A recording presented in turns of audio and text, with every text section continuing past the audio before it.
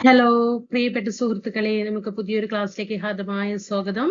പുതിയ SCERT-യുടെ social science വിഭാഗത്തില് 9ാം ക്ലാസ്സിലെ പാർട്ട് 2-ലെ ലാസ്റ്റ് ക്ലാസ് ആണ്. അതോട് കൂടിയിട്ട് നമ്മുടെ 9ാം ക്ലാസ്സിലെയും എന്ത് ചെയ്തു, പുതിയ SCERT-യിലെ സോഷ്യൽ സയൻസ് പറയുമ്പോൾ ജോഗ്രഫിയും ഇതിൽ 9ാം ക്ലാസ്സിൽ എന്ന് പറയുമ്പോൾ കൂടുതലായിട്ടും എന്ത് തന്നെയാണ് വരുന്നത്, ജോഗ്രഫി തന്നെയാണ് വരുന്നത്. ഇപ്പൊ ഈ 4ാമത്തെ ലെസൺ മാത്രമാണ് ഇത് വരുന്നത്, എക്കണോമിക്സുമായിട്ട് ബന്ധപ്പെട്ടിട്ട് വരുന്നത്. അപ്പൊ നമ്മൾ 5ഉം കഴിഞ്ഞു, 7ഉം കഴിഞ്ഞു, 9ഉം ഏത് കഴിഞ്ഞു, പുതിയ SCERT-യിൽ കഴിഞ്ഞു. 5, 7, 9 പറയുമ്പോൾ അവിടെ കോൺസ്റ്റിറ്റ്യൂഷൻ കഴിഞ്ഞു, ജോഗ്രഫി കഴിഞ്ഞു, അതുപോലെ തന്നെ ഏതാണ് ഹിസ്റ്ററി വിഭാഗങ്ങളൊക്കെ കഴിഞ്ഞു. ഇനി നമ്മള് എന്താണ് ഇന്നത്തോടെ 9ാം ക്ലാസ്സും കംപ്ലീറ്റ് ആയി അല്ലേ. ഇനി എന്ത് ചെയ്യാം, ഇനി നമുക്ക് സയൻസിലേക്ക് കടക്കാം. നാളെ എന്ത് ചെയ്യാം, 10ാം ക്ലാസ്സിലത്തെ ഫസ്റ്റ് ചാപ്റ്റർ, ഓരോ ചാപ്റ്റർ വെച്ചിട്ട് നിങ്ങൾക്ക് പരമാവധി ഞാൻ ടൈപ്പ് ചെയ്ത് തരാൻ പറ്റുകയാണെങ്കിൽ പരമാവധി ടൈപ്പ് ചെയ്തിട്ട് ഓരോരോ ലെസൺ വെച്ചിട്ട് ഇട്ടുതരാം കേട്ടോ. അതേപോലെ തന്നെ നിങ്ങൾ ധൈര്യമായിട്ട് ഇരുന്നു കേട്ടോ. അത് ഒന്നും കൊണ്ട് നിങ്ങൾ പേടിക്കേണ്ട. ഇപ്പൊ നമ്മൾ 5ഉം 7ഉം 9ഉം ഒക്കെ കഴിഞ്ഞു.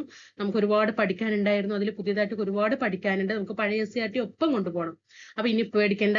ഇതിൽ ഈ 5ഉം 7ഉം 9ഉം ഒക്കെ നിങ്ങൾക്ക് എന്ത് തരാം, ഹിസ്റ്ററിയും വേർതിരിച്ച് തരാം, ജോഗ്രഫി ഇന്ത്യൻ ജോഗ്രഫി വേർതിരിച്ച്, കേരള ജോഗ്രഫി വേർതിരിച്ച്, കോൺസ്റ്റിറ്റ്യൂഷൻ വേർതിരിച്ചിട്ട് ഷോർട്ടാക്കിയിട്ട് ചെറിയ ചെറിയ വീഡിയോകളാക്കിയിട്ട് പെട്ടെന്ന് എന്ത് ചെയ്യാം, അപ്ലോഡ് ചെയ്ത് തരാം. ടൈപ്പ് ചെയ്തിട്ട് കയറ്റിയിട്ട് തന്നെ എന്ത് ചെയ്യാം ചെയ്താൽ അപ്പൊ നിങ്ങൾക്ക് എന്താണ് ഒന്നും കൂടി റിവിഷൻ ആകും കേട്ടോ. പേടിക്കണ്ട. നിങ്ങളൊന്ന് നന്നായിട്ട് ഇന്നലെയൊക്കെ റിവിഷൻ കഴിഞ്ഞിട്ട് വെച്ചിട്ടുണ്ടാവും എന്ന് വിചാരിക്കണ്ട. ഞാൻ എപ്പോഴും പറയാറുണ്ട്, ഇപ്പൊ എനിക്ക് ക്ലാസ് ഇട്ടിട്ട് പോയാൽ മതി. ഇപ്പൊ നിങ്ങൾ താഴെ കമന്റ് ചെയ്യുമ്പോൾ ഒരു ജസ്റ്റ് ലൈക്ക് ഒക്കെ തന്നിട്ട് വിട്ടാൽ മതി. അതല്ലല്ലോ, നമ്മൾ നമ്മുടെ ക്ലാസ്സിനെ ആശ്രയിച്ചിരിക്കുമ്പോൾ കൂട്ടുകാർ നന്നായിട്ട് പഠിക്കണം. അതുകൊണ്ട് ഞാൻ റിവിഷൻ ചെയ്യണം നിങ്ങൾക്ക് മെസ്സേജിലടക്കം ഞാൻ അയച്ചു തരുന്നുണ്ട്, പറയുന്നുണ്ട്. ഞാൻ മെസ്സേജും അയക്കുന്നുണ്ട് നിങ്ങൾക്ക് റിവിഷൻ ചെയ്യണം എന്ന് പറഞ്ഞിട്ട്. അപ്പോൾ അത് അംഗീകരിക്കാട്ടോ, സ്വീകരിക്കണം കേട്ടോ. അത് എന്താണ് സ്വീകരിച്ചിട്ട് അതിനെ പ്രാവർത്തികമാക്കാനായിട്ട് ശ്രമിക്കണം. ഒന്നുകൊണ്ടും പേടിക്കണ്ട. ഇനിയും നമ്മൾ 5ാം ക്ലാസ്സും 7ാം ക്ലാസ്സും 9ാം ക്ലാസ്സും വീണ്ടും റിവിഷൻ ചെയ്തിട്ട് നിങ്ങൾക്ക് കുറച്ച് ഓരോരോ ലെസണിൽ നിന്ന് എന്തൊക്കെ പോയിന്റ് ഉണ്ടോ അതിനൊക്കെ എടുത്തിട്ട് എന്താണ് കോൺസ്റ്റിറ്റ്യൂഷനും geography, Indian geography, Kerala geography, world geography, Indian history, world history ഒക്കെ വേർതിരിച്ചിട്ട് നിന്ന് തരാട്ടോ. ഒപ്പം പഴയ SCERT കൂടി ചേർത്തിട്ട് എന്ത് ചെയ്യാം, ഈ വിഭാഗങ്ങളെ പ്രത്യേകിച്ചാക്കിയിട്ട് തരാം. അടിപൊളി ക്ലാസ് ആയിരിക്കും കേട്ടോ. നിങ്ങൾ നോക്കിയോ, നിങ്ങൾ വിചാരിക്കുന്നതിൽ അപ്പുറമായിരിക്കും ഇനി വരുന്ന ക്ലാസ്സുകൾ എന്ന് പറയുന്നത്. ഇനി നമുക്ക് സയൻസ് സ്റ്റാർട്ട് ചെയ്യാം. അതിന്റെ കൂടെ തന്നെ 5ാം ക്ലാസ് മുതൽ 10ാം ക്ലാസ് വരെയുള്ള പഴയതും പുതിയതും ചേർത്തിട്ടുള്ള ഇങ്ങനെ സെക്ഷൻ വേർതിരിച്ചിട്ട് എന്ത് ചെയ്യാം തരാം. അപ്പൊ നല്ല രീതിയിൽ നിങ്ങൾക്ക് നല്ല രീതിയിൽ അങ്ങോട്ട് മാർക്ക് കയറി വരും. പിന്നെ നല്ല രീതിയിൽ പ്രീവിയസ് ക്വസ്റ്റ്യൻ പേപ്പർ വർക്ക്ഔട്ട് ചെയ്യാനായിട്ട് ശ്രമിക്കണം. റിവിഷൻ മസ്റ്റ് ആണ് കേട്ടോ, റിവിഷൻ മസ്റ്റ് ആണ്. അപ്പൊ നമുക്ക് ഇന്ന് മാനവ വിഭവശേഷി രാഷ്ട്ര പുരോഗതിക്കായിട്ട് കുറച്ചേ ഉള്ളൂ കേട്ടോ. അതിൽ കൂടുതലായിട്ട് അങ്ങനെ കാട് കയറിയിട്ട് നമ്മളിപ്പോ ഈ 3 ലെസൺ പഠിച്ച പോലെ കാട് കയറി പഠിക്കേണ്ട ഒരു മഹാമാരിക്ക് ശേഷം ഒരു ചെറിയൊരു പേമാരി കേട്ടോ, അത്രയേ ഉള്ളൂ. അപ്പൊ നമുക്ക് എന്ത് ചെയ്യാം, ക്ലാസ്സിലേക്ക് അങ്ങോട്ട് കിടക്കാം കേട്ടോ. ക്ലാസ്സുകൾ ഇഷ്ടപ്പെടുകയാണെങ്കിൽ എന്തായാലും സബ്സ്ക്രൈബ് ചെയ്തിട്ട് ഒന്ന് സപ്പോർട്ട് ചെയ്യണം കേട്ടോ. ആ ഒരൊറ്റ ക്ലിക്കിന്റെ ആവശ്യമുള്ള ഒരു സപ്പോർട്ട് എന്ന് പറയുന്നത് നിങ്ങളോട് 1000 10,000 ഒന്നും എന്താണ് ഗൂഗിൾ പേ ചെയ്യാനായിട്ട് ഒന്നും പറയുന്നില്ല. ഒരു ലൈക്ക് ചെയ്യുക, ഒരു സബ്സ്ക്രൈബ് ചെയ്തിട്ട് ആ ബെൽ ബട്ടൺ കൂടി എനേബിൾ ചെയ്യുക. ജസ്റ്റ് ഒരു കമന്റ്, ഒരു താങ്ക് യു എന്നെങ്കിലും ഒന്ന് പറഞ്ഞിട്ട് പോകണ്ടോ. അതല്ലേ ഒരു മര്യാദ എന്ന് പറയുന്നത്. അപ്പൊ ഒന്ന് നിങ്ങളുടെ കൂട്ടുകാരല്ലേ, അപ്പൊ ഒന്ന് സപ്പോർട്ട് ചെയ്യണം കേട്ടോ. നമുക്ക് എന്താണ് 4ാമത്തെ ലെസൺ കേട്ടോ, മാനവ വിഭവശേഷി രാഷ്ട്ര പുരോഗതിക്കായിട്ട്. നോക്കിക്കേ, ദൈനംദിന ആവശ്യങ്ങൾ നിറവേറ്റിക്കൊണ്ടാണല്ലോ നാം ജീവിതം മുന്നോട്ട് നയിക്കുന്നത് ആണ് അല്ലെ. ആവശ്യമായ സാധന സേവനങ്ങൾ ഉൽപ്പാദിപ്പിക്കുകയും വിതരണം നടത്തുകയും ചെയ്യുന്നത് മനുഷ്യനെ മറ്റു ജീവജാലങ്ങളിൽ നിന്നും വ്യത്യസ്തമാക്കുന്ന ഘടകമാണ് അല്ലെ. കാരണം മറ്റു ജീവജാലങ്ങൾക്ക് പറയുമ്പോൾ ഉൽപ്പാദിപ്പിക്കാനോ അവ വിതരണം ചെയ്യാനോ ഒന്നും കഴിയില്ല അല്ലെ. മനുഷ്യൻ എന്ന ഒരു ജീവിവർഗത്തിന് മാത്രമാണത് സാധിക്കുന്നുള്ളൂ. അപ്പൊ അതിനെന്താണ്, നാട്ടിലെ പാടശേഖര സംരക്ഷണ കൂട്ടായ്മയുടെ നേതൃത്വത്തിൽ കർഷകർ നെൽകൃഷി നടത്തുന്ന ചിത്രം അല്ലേ. കാരണം എന്താണ്, ഇതൊക്കെ മനുഷ്യനല്ലേ ചെയ്യാൻ സാധിക്കുള്ളൂ, മൃഗങ്ങൾക്ക് ചെയ്യാൻ കഴിയില്ല. ഇനി ഇവിടെ നിന്ന് ഓരോരോ പോയിന്റ് പഠിക്കാൻ. നമ്മളെ പഴയ SCERT നമുക്ക് പഠിക്കാനില്ലേ, ഭൂമിയും അധ്വാനം, മൂലധനം, അതിന് എന്താണ് പ്രതിഫലമായിട്ട് ലഭിക്കുന്നത് എന്താണ്, അതൊക്കെയാണ് ഇതിൽ പറയാനുള്ളത് കേട്ടോ. ഭൂമി, അധ്വാനം, മൂലധനം, സംരംഭകത്വം എന്നിവയാണ് ഉൽപാദന ഘടകങ്ങൾ. പഠിച്ചോ കേട്ടോ, ഇത് നന്നായിട്ട് പഠിച്ചോ. ഉൽപാദന ഘടകങ്ങൾ ചോദിച്ചിട്ടുണ്ട് പ്രീവിയസ് ആയിട്ട്. ഉൽപാദന ഘടകങ്ങളിൽ ഉൾപ്പെടുന്നത് ഏത്, ഉൾപ്പെടാത്തത് ഏത് എന്ന് ചോദിച്ചിട്ടുണ്ട്. അപ്പൊ ഉൽപാദന ഘടകങ്ങൾക്ക് ഉദാഹരണമാണ് ഏത്, ഭൂമി. എന്താണ് ഈ ഉൽപാദന ഘടകങ്ങൾ പറയുമ്പോൾ, ഒരു സാധനം ഉൽപ്പാദിപ്പിക്കണമെങ്കിൽ എന്ത് വേണം, ഭൂമി വേണ്ടേ. പിന്നെ അവിടെ തൊഴിൽ വേണ്ടേ, അത് നന്നായി അധ്വാനശേഷി അവിടെ പ്രാവർത്തികമാക്കിയാലേ അവിടെ വിളവെടുക്കാൻ പറ്റുള്ളൂ. പിന്നെ അതുപോലെ മൂലധനം വേണ്ടേ, ക്യാപിറ്റല്, പൈസ ഇറക്കണ്ടേ, വേണം. സംരംഭകത്വം അല്ലെ, അത് വിതരണം ചെയ്യാനുള്ള ഒരു ആവശ്യക്കാരും എന്ത് ചെയ്യണം, വേണം. അങ്ങനെ എന്താണ് ഇവയെ സാമ്പത്തിക വിഭവങ്ങൾ എന്ന് പറയാം. മണ്ണ്, വെള്ളം തുടങ്ങിയ പ്രകൃതി വിഭവങ്ങളെല്ലാം ഭൂമിയുടെ ഭാഗമാണ് അല്ലെ. അത് ഭൂമിയിൽ നിന്ന് കിട്ടുന്നതാണ്. ഏത്? മണ്ണ്, വെള്ളം. ഇതൊന്നും ഒരിക്കലും മനുഷ്യനുണ്ടാക്കാൻ കഴിയില്ല. പ്രതിഫലത്തിനായിട്ട് മനുഷ്യർ ചെയ്യുന്ന ഭൗതികമോ കായികമോ ആയ എല്ലാ പ്രയത്നങ്ങളും അധ്വാനത്തിൽ ഉൾപ്പെടുന്നു അല്ലെ. കായികമായിട്ട് ചെയ്യുന്ന എന്താണ്? അതൊരു അധ്വാനമാണ് അല്ലെ. അങ്ങനെ യന്ത്രങ്ങളും ഉപകരണങ്ങളും നെല്ലുൽപാദന പ്രക്രിയയിൽ ഉപയോഗിച്ചതായിട്ട് നാം കണ്ടെത്തി. ഉൽപാദന പ്രക്രിയയെ സഹായിക്കുന്ന എല്ലാ മനുഷ്യ നിർമ്മിത വിഭവങ്ങളും എന്താണ്? മൂലധനമാണ്. മനുഷ്യൻ നിർമ്മിച്ച എല്ലാ വിഭവങ്ങളും എന്താണ്? ഉൽപാദന പ്രക്രിയയെ സഹായിക്കുന്ന ഒരു മൂലധനമാണ്. ഭൂമി, മൂലധനം, അധ്വാനം എന്നീ ഘടകങ്ങളെ അനുയോജ്യമായ രീതിയിൽ സംയോജിപ്പിച്ച് ഉൽപാദനം സാധ്യമാക്കുന്നത് സംരംഭകത്വം എന്ന പ്രക്രിയയിലൂടെയാണ്. അപ്പൊ ഇത് മൂന്നും, ഭൂമിയും മൂലധനവും അധ്വാനം കൂടി യോജിച്ചാലാണ് പിന്നെ എന്ത് ചെയ്യുന്നത്? അത് നല്ല രീതിയിൽ സംയോജിപ്പിച്ചായിട്ടാണ് എന്ത് ചെയ്യുന്നത്? സംരംഭകത്വം എന്ന പ്രക്രിയയിലൂടെയാണ് അല്ലെ ഉൽപാദനം സാധ്യമാകുന്നത്. എങ്ങനെയാണ്? സംരംഭകത്വം എന്ന പ്രക്രിയയിലൂടെയാണ്. അപ്പൊ ഇവിടെ ഇത് ഒന്ന് നോക്കുക. ഉൽപാദന ഘടകങ്ങൾ എന്താണ് എന്നുള്ളത് നോക്കുക. ഭൂമി, അധ്വാനം, മൂലധനം, സംരംഭകത്വം. ഏതൊരു വസ്തുവിന്റെയും ഉൽപാദന പ്രക്രിയയിൽ മേൽപ്പറഞ്ഞ 4 ഘടകങ്ങളും എന്താണ്? ഒന്ന് ഉണ്ടായിട്ട് 3 മതിയോ? പോരാ. 2 ഉണ്ടായിട്ട് മറ്റു 2 മതിയോ? പോരാ. 4 എന്താണ്? ഒപ്പത്തിനൊപ്പമാണ് അല്ലെ. 4 അതിൻ്റെതായിട്ടുള്ള തുല്യ പ്രാധാന്യം ഉണ്ടെങ്കിൽ മാത്രമാണ് എന്ത് ചെയ്യാൻ പറ്റുകയുള്ളൂ? നമുക്ക് പ്രകൃതി വിഭവങ്ങളൊക്കെ ഉപയോഗിച്ചിട്ട് അല്ലെ, മണ്ണും വെള്ളവും ഇതൊക്കെ ഉപയോഗിച്ചിട്ട് നമുക്ക് എന്ത് ചെയ്യാൻ പറ്റുള്ളൂ? കൃഷി ചെയ്യാനായിട്ട് സാധിക്കുകയുള്ളൂ. ഏതൊരു വസ്തുവിന്റെയും ഉൽപാദന പ്രക്രിയയിൽ മേൽപ്പറഞ്ഞ 4 ഘടകങ്ങളും അനിവാര്യമാണ്. ഇവയെ ഉപയോഗപ്പെടുത്തുന്നതിന് ഭൂമിക്ക് പാട്ടവും, ഭൂമിക്ക് എന്താ ലഭിക്കുക? പ്രീവിയസ് ആണ് കേട്ടോ, ഇത് പ്രീവിയസ് ആണ്. ഭൂമി ഇപ്പൊ നമുക്ക് കൃഷി ചെയ്യാൻ പറ്റില്ല എന്ന് വെക്കാം. അപ്പൊ നമ്മൾ ഭൂമിക്ക് എന്ത് കൊടുക്കും? പാട്ടത്തിന് കൊടുക്കും അല്ലെ. അധ്വാനത്തിന്, തൊഴിൽ ചെയ്തിട്ടുണ്ടെങ്കിൽ എന്ത് കൊടുക്കണം? കൂലി കൊടുക്കണം അല്ലെ. ഇനി പൈസ വാങ്ങിച്ചിട്ടുണ്ടെങ്കിൽ എന്താണ്? പലിശ കൊടുക്കണം അല്ലെ. ഇപ്പൊ നമ്മൾ ഒരു കൃഷി ഇറക്കണം, നമ്മൾ ബാങ്കിൽ നിന്ന് പൈസ എടുക്കണം, പലിശ കൊടുക്കണം. സംരംഭകത്വത്തിന് അത് വിറ്റ് കഴിഞ്ഞാൽ നമുക്ക് എന്ത് കിട്ടുന്നു? ലാഭവും കിട്ടുന്നു. ഉൽപാദകർ ഒരു നിശ്ചിത വില ഈടാക്കി ഉൽപ്പന്നം വിപണികളിൽ കൈമാറ്റം ചെയ്യുന്നു അല്ലെ. അങ്ങനെയാണല്ലേ. ഒരു സാധനങ്ങൾ, കുറെ സാധനങ്ങൾ ഉൽപ്പാദിപ്പിച്ചിട്ടുണ്ടെങ്കിൽ അതിനൊരു താങ്ങുവില എന്ത് ചെയ്യും? ഈടാക്കും അല്ലെ. അങ്ങനെ എന്നിട്ട് എന്ത് ചെയ്യും? ഉൽപ്പന്നം വിപണികളിൽ എന്ത് ചെയ്യാണ്? കൈമാറ്റം ചെയ്യുകയാണ് ചെയ്യുന്നത്. ഇതിലൂടെ ലഭിക്കുന്ന പണമാണ് അവരുടെ വരുമാനം എന്ന് പറയുന്നത്. പണം നിലവിലില്ലാതിരുന്ന കാലത്ത് വസ്തുക്കൾ കൈമാറ്റം ചെയ്യപ്പെട്ടിരുന്നത് എങ്ങനെയെല്ലാമായിരിക്കും? അപ്പൊ പണം നിലവില്ലാത്ത ഒരു കാലഘട്ടം ഉണ്ടായിരുന്നു. അന്ന് ഇങ്ങനെ നമുക്കറിയാം ബാർട്ടർ സിസ്റ്റം അല്ലെ. സാധനങ്ങൾ കൊടുത്തിട്ട് സാധനങ്ങൾ കൈമാറുന്ന ഒരു ബാർട്ടർ സിസ്റ്റം ഒക്കെ ഉണ്ടായിരുന്നു അല്ലെ. വസ്തുക്കൾക്ക് പകരം വസ്തുക്കൾ കൈമാറ്റം ചെയ്യപ്പെടുന്ന വിനിമയ മാർഗമാണ് അക്കാലത്ത് നിലനിന്നത്. അതായത് ഇന്ന് പണം ഉപയോഗിച്ചിട്ട് എല്ലാം ചെയ്യുന്നു. പക്ഷെ ആദ്യകാലത്ത് എന്താണ്? പണം ഇല്ലാത്ത സമയത്ത് ഒരു വസ്തു കൊടുത്തിട്ട് മറ്റൊരു വസ്തു വാങ്ങിക്കും. അവർക്ക് ഇനി വേറൊരു വസ്തു വേണമെങ്കിൽ അവർ വേറെ ഏതെങ്കിലും ഒരു വസ്തു കൊടുത്തിട്ട് എന്ത് ചെയ്യും? മറ്റൊരു വസ്തു വാങ്ങിക്കും. അങ്ങനെ വസ്തുക്കൾക്ക് പകരം വസ്തുക്കൾ കൈമാറ്റം ചെയ്യപ്പെടുന്ന വിനിമയ മാർഗമാണ് അക്കാലത്ത് നിലനിന്നിരുന്നത്. ഇതിനെ പറയുന്നതാണ് ബാർട്ടർ സമ്പ്രദായം എന്ന് അറിയപ്പെടുന്നു. വസ്തുക്കൾക്ക് പകരം വസ്തുക്കൾ കൈമാറ്റം ചെയ്യപ്പെടുന്ന വിനിമയ മാർഗത്തെ എന്ത് പറയുന്നു? ബാർട്ടർ സമ്പ്രദായം എന്ന് പറയുന്നു. പക്ഷെ അതിനും പല പോരായ്മകൾ ഉണ്ടാവൂലേ. ഈ സമ്പ്രദായത്തിന് എന്താണ്? പല പോരായ്മകളും ഉണ്ടായിരുന്നു. അപ്പൊ എന്താണ് ബാർട്ടർ സിസ്റ്റം എന്ന് പഠിച്ചല്ലോ. വസ്തുക്കൾക്ക് പകരം വസ്തുക്കൾ കൈമാറ്റം ചെയ്യപ്പെടുന്ന വിനിമയ മാർഗമാണ് എന്ത്? ബാർട്ടർ സമ്പ്രദായം എന്ന് പറയുന്നത്. ഇനി നോക്കിയതാ പഴയ രീതിയിലുള്ള ബാർട്ടർ ഉൽപ്പന്നങ്ങൾ എങ്ങനെയാണ്? ഈ രീതിയിലായിരുന്നു. കണ്ടോ, ഓരോ സാധനങ്ങൾ കൈമാറ്റം ചെയ്യപ്പെട്ടിട്ട് കണ്ടോ ഇങ്ങനെ രീതിയിലായിരുന്നു. ഇത് നോക്കിക്കേ. പണത്തിന്റെ പരിണാമ പ്രക്രിയയുടെ ആദ്യഘട്ടത്തിൽ മൃഗങ്ങളുടെ തോല്, കാർഷിക വിഭവങ്ങൾ, കന്നുകാലികൾ തുടങ്ങിയ പല വസ്തുക്കളും പണമായിട്ട് ഉപയോഗിച്ചിരുന്നു. ആദ്യകാലത്ത് എന്തൊക്കെയാണ്? എങ്ങനെയാണ്? മൃഗങ്ങളുടെ തോല്, കാർഷിക വിഭവങ്ങൾ, കന്നുകാലികൾ. ലോഹങ്ങൾ ലഭ്യമായി തുടങ്ങിയപ്പോൾ പിന്നീട് എന്തായി? ലോഹങ്ങളൊക്കെ ലഭ്യമായി തുടങ്ങിയ സമയത്ത് സ്വർണവും വിവിധ തരം ലോഹങ്ങളും തുടർന്ന് ലോഹ നാണയങ്ങളും കണ്ടോ സ്വർണം പിന്നെ ലോഹ നാണയങ്ങള് പണമായിട്ട് ഉപയോഗിച്ചു തുടങ്ങി. പൊതുവായ ഒരു ഉപാധി എന്ന നിലയിൽ കൂടുതൽ സൗകര്യപ്രദമായി ഉപയോഗിക്കുമെന്നതിനാൽ കടലാസു പണത്തിലേക്ക് ക്രയവിക്രയങ്ങൾ ക്രമേണ മാറി. പിന്നീട് എന്തായി മാറി? കടലാസു പണത്തിലേക്ക് എത്തി. വിപണി എന്ന ആശയം കൂടുതൽ ബൃഹത്തായി മാറുകയും സാങ്കേതികവിദ്യ എല്ലാ മേഖലകളും കൈയടക്കുകയും ചെയ്തതോടെ കാർഡ് പണം അഥവാ പ്ലാസ്റ്റിക് പണം, പിന്നീട് നമുക്കറിയാം കാർഡിലെ പ്ലാസ്റ്റിക് കാർഡുകൾ, അതായത് ATM കാർഡും ഇല്ലേ, ഇതൊക്കെ എന്താണ്? പ്ലാസ്റ്റിക് കാർഡുകളായിട്ട് പറയാറുണ്ട്. അങ്ങനെ ഇലക്ട്രോണിക് പണം തുടങ്ങി ഇന്ന് നാം കാണുകയും പരിചയപ്പെട്ടുകൊണ്ടിരിക്കുകയും ചെയ്യുന്ന രീതികളിലേക്ക് പണം രൂപാന്തരപ്പെട്ടു. അപ്പൊ ആദ്യകാലം എന്ന് പറയുമ്പോൾ നമ്മൾ പറഞ്ഞു ഒരു വസ്തു കൊടുത്ത് ഒരു വസ്തുവിന് വാങ്ങിക്കുന്ന ബാർട്ടർ സിസ്റ്റത്തെ കുറിച്ചിട്ട് പറഞ്ഞു. അന്ന് പൈസയില്ല. പിന്നീട് സ്വർണ്ണങ്ങൾ, ലോഹങ്ങൾ കണ്ടുപിടിച്ചപ്പോൾ സ്വർണ്ണങ്ങൾ ഉപയോഗിച്ചു. പിന്നീട് എന്തായി, ലോഹ നാണയങ്ങൾ ഉപയോഗിച്ചിട്ട് എന്ത് ചെയ്തു, അതായത് പണത്തിന് പകരം ഇവയായിരുന്നു. സ്വർണം ഉണ്ടായിരുന്നു, പിന്നെ ലോഹ നാണയങ്ങൾ കണ്ടുപിടിച്ചപ്പോൾ ലോഹമായി, പിന്നെ ഇതിലേക്ക് വന്നു കടലാസ് പണത്തിലേക്ക്. പിന്നീട് സാങ്കേതിക വിദ്യ മാറുന്നതിനനുസരിച്ച് വർഷങ്ങൾ തോറും മാറിക്കൊണ്ടിരിക്കുകയല്ലോ. അങ്ങനെ പിന്നീട് എന്തായി, പ്ലാസ്റ്റിക് മണിയിലേക്കായിട്ട് ഇപ്പൊ എന്താണ് ഇലക്ട്രോണിക് പണം അല്ലേ, അതാ മെഷീൻ എടുക്കുന്നു പൈസ എടുക്കുന്നു, ആ രീതിയിലായി. പൊതുവായ സാമ്പത്തിക വിനിമയം ആദ്യമായി പണം അംഗീകരിക്കപ്പെട്ടതോടുകൂടി എല്ലാ സാമ്പത്തിക പ്രവർത്തനങ്ങളുടെയും അടിസ്ഥാന ഘടകമായിട്ട് ഇന്നെന്താണ്, പണം മാറിയില്ലേ. അങ്ങനെ പറയാ, പണ്ട് നമ്മളൊരു ചൊല്ല് പറയുന്ന പോലെ പണം മുന്നിൽ നടക്കണം, ആളെന്താണ് പിന്നിൽ നടക്കണം എന്നൊരു അവസ്ഥയാണല്ലേ ഇന്ന്. പണം ഉണ്ടെങ്കിൽ നമുക്കിന്ന് ജീവിക്കാനുള്ള ഒരു അവസ്ഥ. ഇപ്പൊ നമ്മൾ ഓരോരുത്തരും ഇപ്പൊ നമ്മൾ എന്താണ് ഇത്രയും കഷ്ടപ്പെടുന്ന, രാവും പകലും ഇല്ലാതെ നമ്മൾ കഷ്ടപ്പെടുന്നത് എന്തിനാണ്, പണത്തിന് വേണ്ടിയിട്ടാണ്. നമുക്ക് ജീവിക്കണം അല്ലെ, അത് തന്നെയാണ്. അങ്ങനെ പൊതുവായ സാമ്പത്തിക വിനിമയം ആദ്യമാക്കി പണം അംഗീകരിക്കപ്പെട്ടതോടുകൂടി എല്ലാ സാമ്പത്തിക പ്രവർത്തനങ്ങളുടെയും അടിസ്ഥാന ഘടകം എന്താണ്. ഇന്നിപ്പോ ഒരു സാധനം കൊടുത്തിട്ട് ഒരു സാധനം വാങ്ങിക്കാൻ പറ്റുമോ? നമുക്ക് പൈസ ഇല്ലാന്ന് പറഞ്ഞിട്ട് പറ്റില്ല, പണം തന്നെ വേണം. ഉൽപ്പന്നങ്ങൾക്ക് വില നിശ്ചയിക്കുന്നത് പോലെ എല്ലാ ഉൽപാദന ഘടകങ്ങളുടെയും വില നിശ്ചയിച്ച പണരൂപത്തില് പ്രതിഫലമായിട്ട് നൽകുക. ഇപ്പൊ ഒരു ഉൽപാദനം കൊടുത്തു, നമ്മളിപ്പോ കുറെ സാധനങ്ങൾ സാധനങ്ങളൊക്കെ ഉൽപ്പാദിപ്പിച്ചിട്ട് നമുക്ക് വിൽക്കണം. വിറ്റിട്ട് നമുക്ക് വേറെ ഒരു ഉൽപ്പന്നം കിട്ടുമോ? പറ്റില്ല. നമുക്ക് സാധനം കൊടുത്തു കഴിഞ്ഞിട്ട് സാധനമാണ് നമ്മൾ തിരിച്ചു വാങ്ങിക്കുന്നത്, അല്ല നമ്മൾ പണമാണ് തിരിച്ചു വാങ്ങിക്കുന്നത്.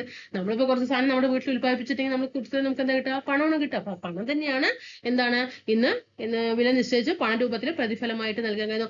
വിവിധ ഉൽപാദന ഘടകങ്ങളുടെ പ്രതിഫലമായ പാട്ടം അല്ലെ, ഭൂമിക്കാണ് എന്ത് ലഭിക്കുന്നത്, പാട്ടം. ഇതൊക്കെ ചോദിച്ചതാണ് കേട്ടോ.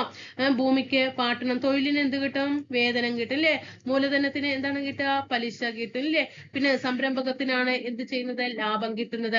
എന്നിവയിൽ ഏത് രൂപത്തിലുള്ള പ്രതിഫലമാണ് കൂടുതൽ ആളുകളിലേക്ക് എത്തിച്ചത്? അങ്ങനെയെങ്കിൽ ഏത് ഉൽപാദന ഘടകമായിരിക്കും കൂടുതലായിട്ട് ഉൽപാദന പ്രക്രിയയിൽ ഉപയോഗിക്കുന്നത്? ഉൽപാദന പ്രക്രിയയിലെ ഏറ്റവും പ്രധാന ഘടകം ശ്രദ്ധിച്ചോ, ഉൽപാദന പ്രക്രിയയിലെ ഏറ്റവും പ്രധാന ഘടകം. അപ്പൊ നോക്കിയോ, ഇപ്പൊ നിങ്ങൾക്കാണെങ്കിലും എനിക്കാണെങ്കിലും ഭൂമി ഉണ്ടെന്ന് വെക്കാം. ഇപ്പൊ ബാങ്കുകാരോട് നമുക്ക് പലിശ തരും, പൈസ തരും വെക്കാം. പക്ഷെ അത് മാത്രം മതിയോ? അവിടെ എന്ത് വേണം, അധ്വാനം വേണം അല്ലെ, തൊഴിലാളികൾ വേണം. തൊഴിലുണ്ടെങ്കിൽ അത് ചെയ്താലേ അവിടെ വർക്കാവുള്ളൂ. അല്ലാണ്ട് കുറെ ഭൂമിയുണ്ട് കുറെ പൈസ ഉണ്ട് എന്നിട്ട് നടക്കുമോ? ഇല്ല. അപ്പൊ അതുകൊണ്ട് ഉൽപാദന പ്രക്രിയയിലെ ഏറ്റവും പ്രധാനപ്പെട്ട ഘടകം ഏത് തന്നെയാണ്, തൊഴിൽ, അതായത് അധ്വാനമാണ്. അധ്വാനത്തിൽ നിന്നും ലഭിക്കുന്ന വേതനമാണ് കൂടുതൽ ജനങ്ങളുടെയും വരുമാന മാർഗം എന്ന് പറയുന്നത്. ഉൽപ്പന്നങ്ങൾ സൃഷ്ടിച്ചെടുക്കാനുള്ള ഓരോ ഉൽപാദന ഘടകത്തിന്റെയും കഴിവിനെ ഉൽപാദനക്ഷമത എന്ന് പറയുന്നു. അതായത് പുതിയ ഉൽപ്പന്നങ്ങളൊക്കെ രൂപീകരിക്കുന്ന, ഇന്നിപ്പോ നമുക്കറിയാം, ഇന്നാണെങ്കിലും ഇപ്പൊ കുറെ കാലഘട്ടങ്ങളായില്ലേ, പുതിയ മെഷീൻസുകളും യന്ത്രോപകരണങ്ങളുടെ കണ്ടുപിടുത്തങ്ങളും ഒക്കെ പുതിയ ടെക്നോളജിയിലേക്ക് വന്നില്ലേ. അതുകൊണ്ട് എന്താണ് പുതിയ ഉൽപ്പന്നങ്ങളൊക്കെ സൃഷ്ടിച്ചിട്ട് ഉൽപാദനക്ഷമത വർദ്ധിപ്പിക്കുകയാണ് ചെയ്യുന്നത്. ഇന്നിപ്പോ നമുക്കറിയാം, നമ്മളിപ്പോ ഓരോ ഇൻഡെക്സുകളൊക്കെ പഠിക്കാറുണ്ട്. ആ ഇൻഡെക്സിൽ പോലും നമുക്ക് പഠിക്കാറില്ലേ, ഉൽപാദനക്ഷമതയിൽ മുന്നിൽ നിൽക്കുന്ന സംസ്ഥാനം ഏതെന്നൊക്കെ പറഞ്ഞിട്ട് പഠിക്കല്ലേ. അപ്പൊ ആ ലെവലിലേക്ക് കാര്യങ്ങൾ എത്തിച്ചിട്ടുണ്ട്. അപ്പൊ ഓരോ ഉൽപാദന ഘടകത്തിന്റെയും കഴിവിനെ ആ കഴിവിനെയാണ് എന്ന് പറയുന്നത് ഉൽപാദനക്ഷമത എന്ന് പറയുന്നത്. ഒരു രാജ്യത്തെ ജനങ്ങൾ ആ രാജ്യത്തെ മാനവ വിഭവശേഷിയെ പ്രദാനം ചെയ്യുന്ന ഘടകങ്ങളില് ഒന്നാണ്. രാജ്യത്തെ മുഴുവൻ ജനങ്ങളെയും മാനവ വിഭവശേഷിക്കായിട്ട് പരിഗണിക്കാൻ കഴിയുമോ? രാജ്യത്തെ മുഴുവൻ ജനങ്ങളെയും മാനവ വിഭവശേഷി ഇല്ലല്ലേ, അത് മുഴുവനായിട്ട് നമുക്ക് അങ്ങോട്ട് സാധിക്കാൻ പറ്റില്ല. എങ്ങനെയുള്ള ജനവിഭാഗത്തെയാണ് രാജ്യത്തിന്റെ മാനവ വിഭവശേഷിയായിട്ട് പരിഗണിക്കാൻ കഴിയുക? നോക്കിക്കേ, ജനസംഖ്യയുടെ വലിപ്പം, ഘടന, വൈദഗ്ധ്യം എന്നിവയെല്ലാം മാനവ വിഭവശേഷിയെ സ്വാധീനിക്കുന്ന ഘടകങ്ങളാണ്. മാനവ വിഭവശേഷിയെ സ്വാധീനിക്കുന്ന ഘടകങ്ങൾ. നല്ല അറിവുണ്ടെങ്കിലല്ലേ അവിടെ ഒരു ഉൽപാദനം അല്ലെങ്കിൽ ഏത് മേഖലയായിക്കോട്ടെ അവിടെ ഉൽപാദനക്ഷമത കൂട്ടണമെങ്കിൽ അവിടെ എന്താണ്, നല്ല അറിവ് വേണം അല്ലെ, വൈദഗ്ധ്യം വേണം. പിന്നെ അതിനെക്കുറിച്ച് നല്ലൊരു സ്ട്രക്ചർ ഉണ്ടാക്കണം. പിന്നെയോ അവിടെയുള്ള ജനസംഖ്യയുടെ വലിപ്പം നോക്കണം. ജനസംഖ്യയുടെ വലിപ്പം, ഘടന, വൈദഗ്ധ്യം എന്നിവയെല്ലാം മാനവ വിഭവശേഷിയെ സ്വാധീനിക്കുന്ന ഘടകങ്ങളാണ്. നോട്ട് ചെയ്യണം. മാനവ വിഭവശേഷിയെ സ്വാധീനിക്കുന്ന ഘടകങ്ങൾ ഏതൊക്കെയെന്ന് ചോദിച്ചാൽ ജനസംഖ്യയുടെ വലിപ്പവും ഘടനയും അതുപോലെ വൈദഗ്ധ്യവും. ലോക ജനസംഖ്യയിൽ ഇന്ത്യ 1ാം സ്ഥാനത്താണ് അല്ലെ. നോക്കിക്കേ, ജനസംഖ്യാ പിരമിഡ് 2011 സെൻസസില് നോക്കിക്കേ, നീലയും യെല്ലോ കളർ തന്നിട്ടുണ്ട്. ഇത് കളർ ഏതാണ്? ഇതൊക്കെ സ്ത്രീകളാണ്. ഇതെന്താണ്? പുരുഷന്മാരാണ്. ഇപ്പൊ ഇവിടെ തന്നിട്ടുണ്ട്. നോക്കിക്കേ, ഏറ്റവും കൂടുതൽ ഏത് ഏജിൽ പെട്ടവരാണെന്ന് നോക്കിക്കേ കാണാൻ കഴിയുന്നത്. ഇപ്പൊ നോക്കൂ, ഈ ഒരു പിരമിഡില് ഏറ്റവും കൂടുതൽ സ്ത്രീകൾ, നമുക്ക് ഫസ്റ്റ് സ്ത്രീകളെ തന്നെ എടുക്കാം. ഏറ്റവും കൂടുതൽ കാണപ്പെടുന്നത് നോക്കിക്കേ, ഏത് ഏജ് ആണ്? 10-14 കണ്ടോ ഏജിൽ കാണുന്നത്. അതേപോലെ സ്ത്രീകളും എങ്ങനെ തന്നെയാണ്, പുരുഷന്മാരും എങ്ങനെ തന്നെയാണ്. ഇതാണ്ടോ ഇതേ ഈ ഏജിലാണ് അല്ലെ. ഇതാണ് പിരമിഡിലെ ഏറ്റവും വലിയ അനുപാതം കാണിക്കുന്നത്, 10-14 ഏജില്. ജനസംഖ്യാ പിരമിഡ് ഘടന മനസ്സിലാക്കിയല്ലോ. വിവിധ പ്രായപരിധിയിൽപ്പെടുന്ന ജനങ്ങൾ ഉൾപ്പെടുന്നതാണ് ജനത്തിന്റെ ജനസംഖ്യാ ഘടന. ഇപ്പൊ ജനസംഖ്യ കണക്കാക്കുമ്പോൾ ഒരേ പ്രായമുള്ളവരാണോ? അല്ല അല്ലെ. നമുക്ക് ഓരോരോ ഏജിലും എന്താണ് നമുക്ക് കാണാനായിട്ട് കഴിയും. ജനസംഖ്യയുടെ വലിപ്പമല്ല അതിന്റെ ഗുണമേന്മയാണ് മാനവ വിഭവത്തെ നിയന്ത്രിക്കുന്നത്. കാരണം ഇങ്ങനെയുള്ള പോയിന്റുകളായിരിക്കും സ്റ്റേറ്റ്മെന്റിൽ കിടന്നിട്ട് കളിക്കുക. നമ്മള് എന്താ പറയാ, നമ്മളിപ്പോ സ്ട്രേറ്റ് ഫോർവേഡ് ആയിട്ട് നമ്മൾ അങ്ങോട്ട് പഠിച്ചിട്ട് പോകും. അവിടെ എത്തുമ്പോഴായിരിക്കും എന്താ പറയാ തല തിരിച്ചിട്ടുള്ള ക്വസ്റ്റ്യൻ പേപ്പർ ആയിരിക്കും തരുന്നത്. അപ്പൊ അതുകൊണ്ട് ഓരോ പോയിന്റും ഞാൻ പറയുമ്പോൾ എന്ത് ചെയ്യുക, അതൊന്നും ഞാൻ പറഞ്ഞു തരുന്നുണ്ട്. ഒപ്പം ഇത് നോട്ട് ചെയ്യണമെന്ന് പറഞ്ഞു തരുന്നു കേട്ടോ. വിവിധ പ്രായപരിധിപ്പെടുന്ന ജനങ്ങൾ ഉൾപ്പെടുന്നതാണ് രാജ്യത്തിന്റെ ജനസംഖ്യ ഘടന. അത് നമുക്കറിയാം. പക്ഷെ ഇവിടെ നിന്ന് നോക്കിക്കേ, ജനസംഖ്യയുടെ വലിപ്പമല്ല. കണ്ടോ, ഇപ്പൊ നമ്മുടെ ഇന്ത്യ എന്ന് പറയുമ്പോൾ 1ാമത്തെ സ്ഥാനത്താണ് അല്ലെ ജനസംഖ്യയില്. പക്ഷെ അതിന്റെ ഗുണമേന്മയാണ് മാനവ വിഭവത്തെ നിർണ്ണയിക്കുക. കുറെ ജനങ്ങൾ ഉണ്ടായത് കൊണ്ട് കാര്യമുണ്ടോ? ഇല്ല. ആ ജനങ്ങൾക്ക് നല്ല രീതിയിൽ വൈദഗ്ധ്യം അറിയണം അല്ലേ. ഇപ്പൊ നമ്മളിപ്പോ കുറെ PSC നമ്മൾ ഒന്നും വേണ്ട.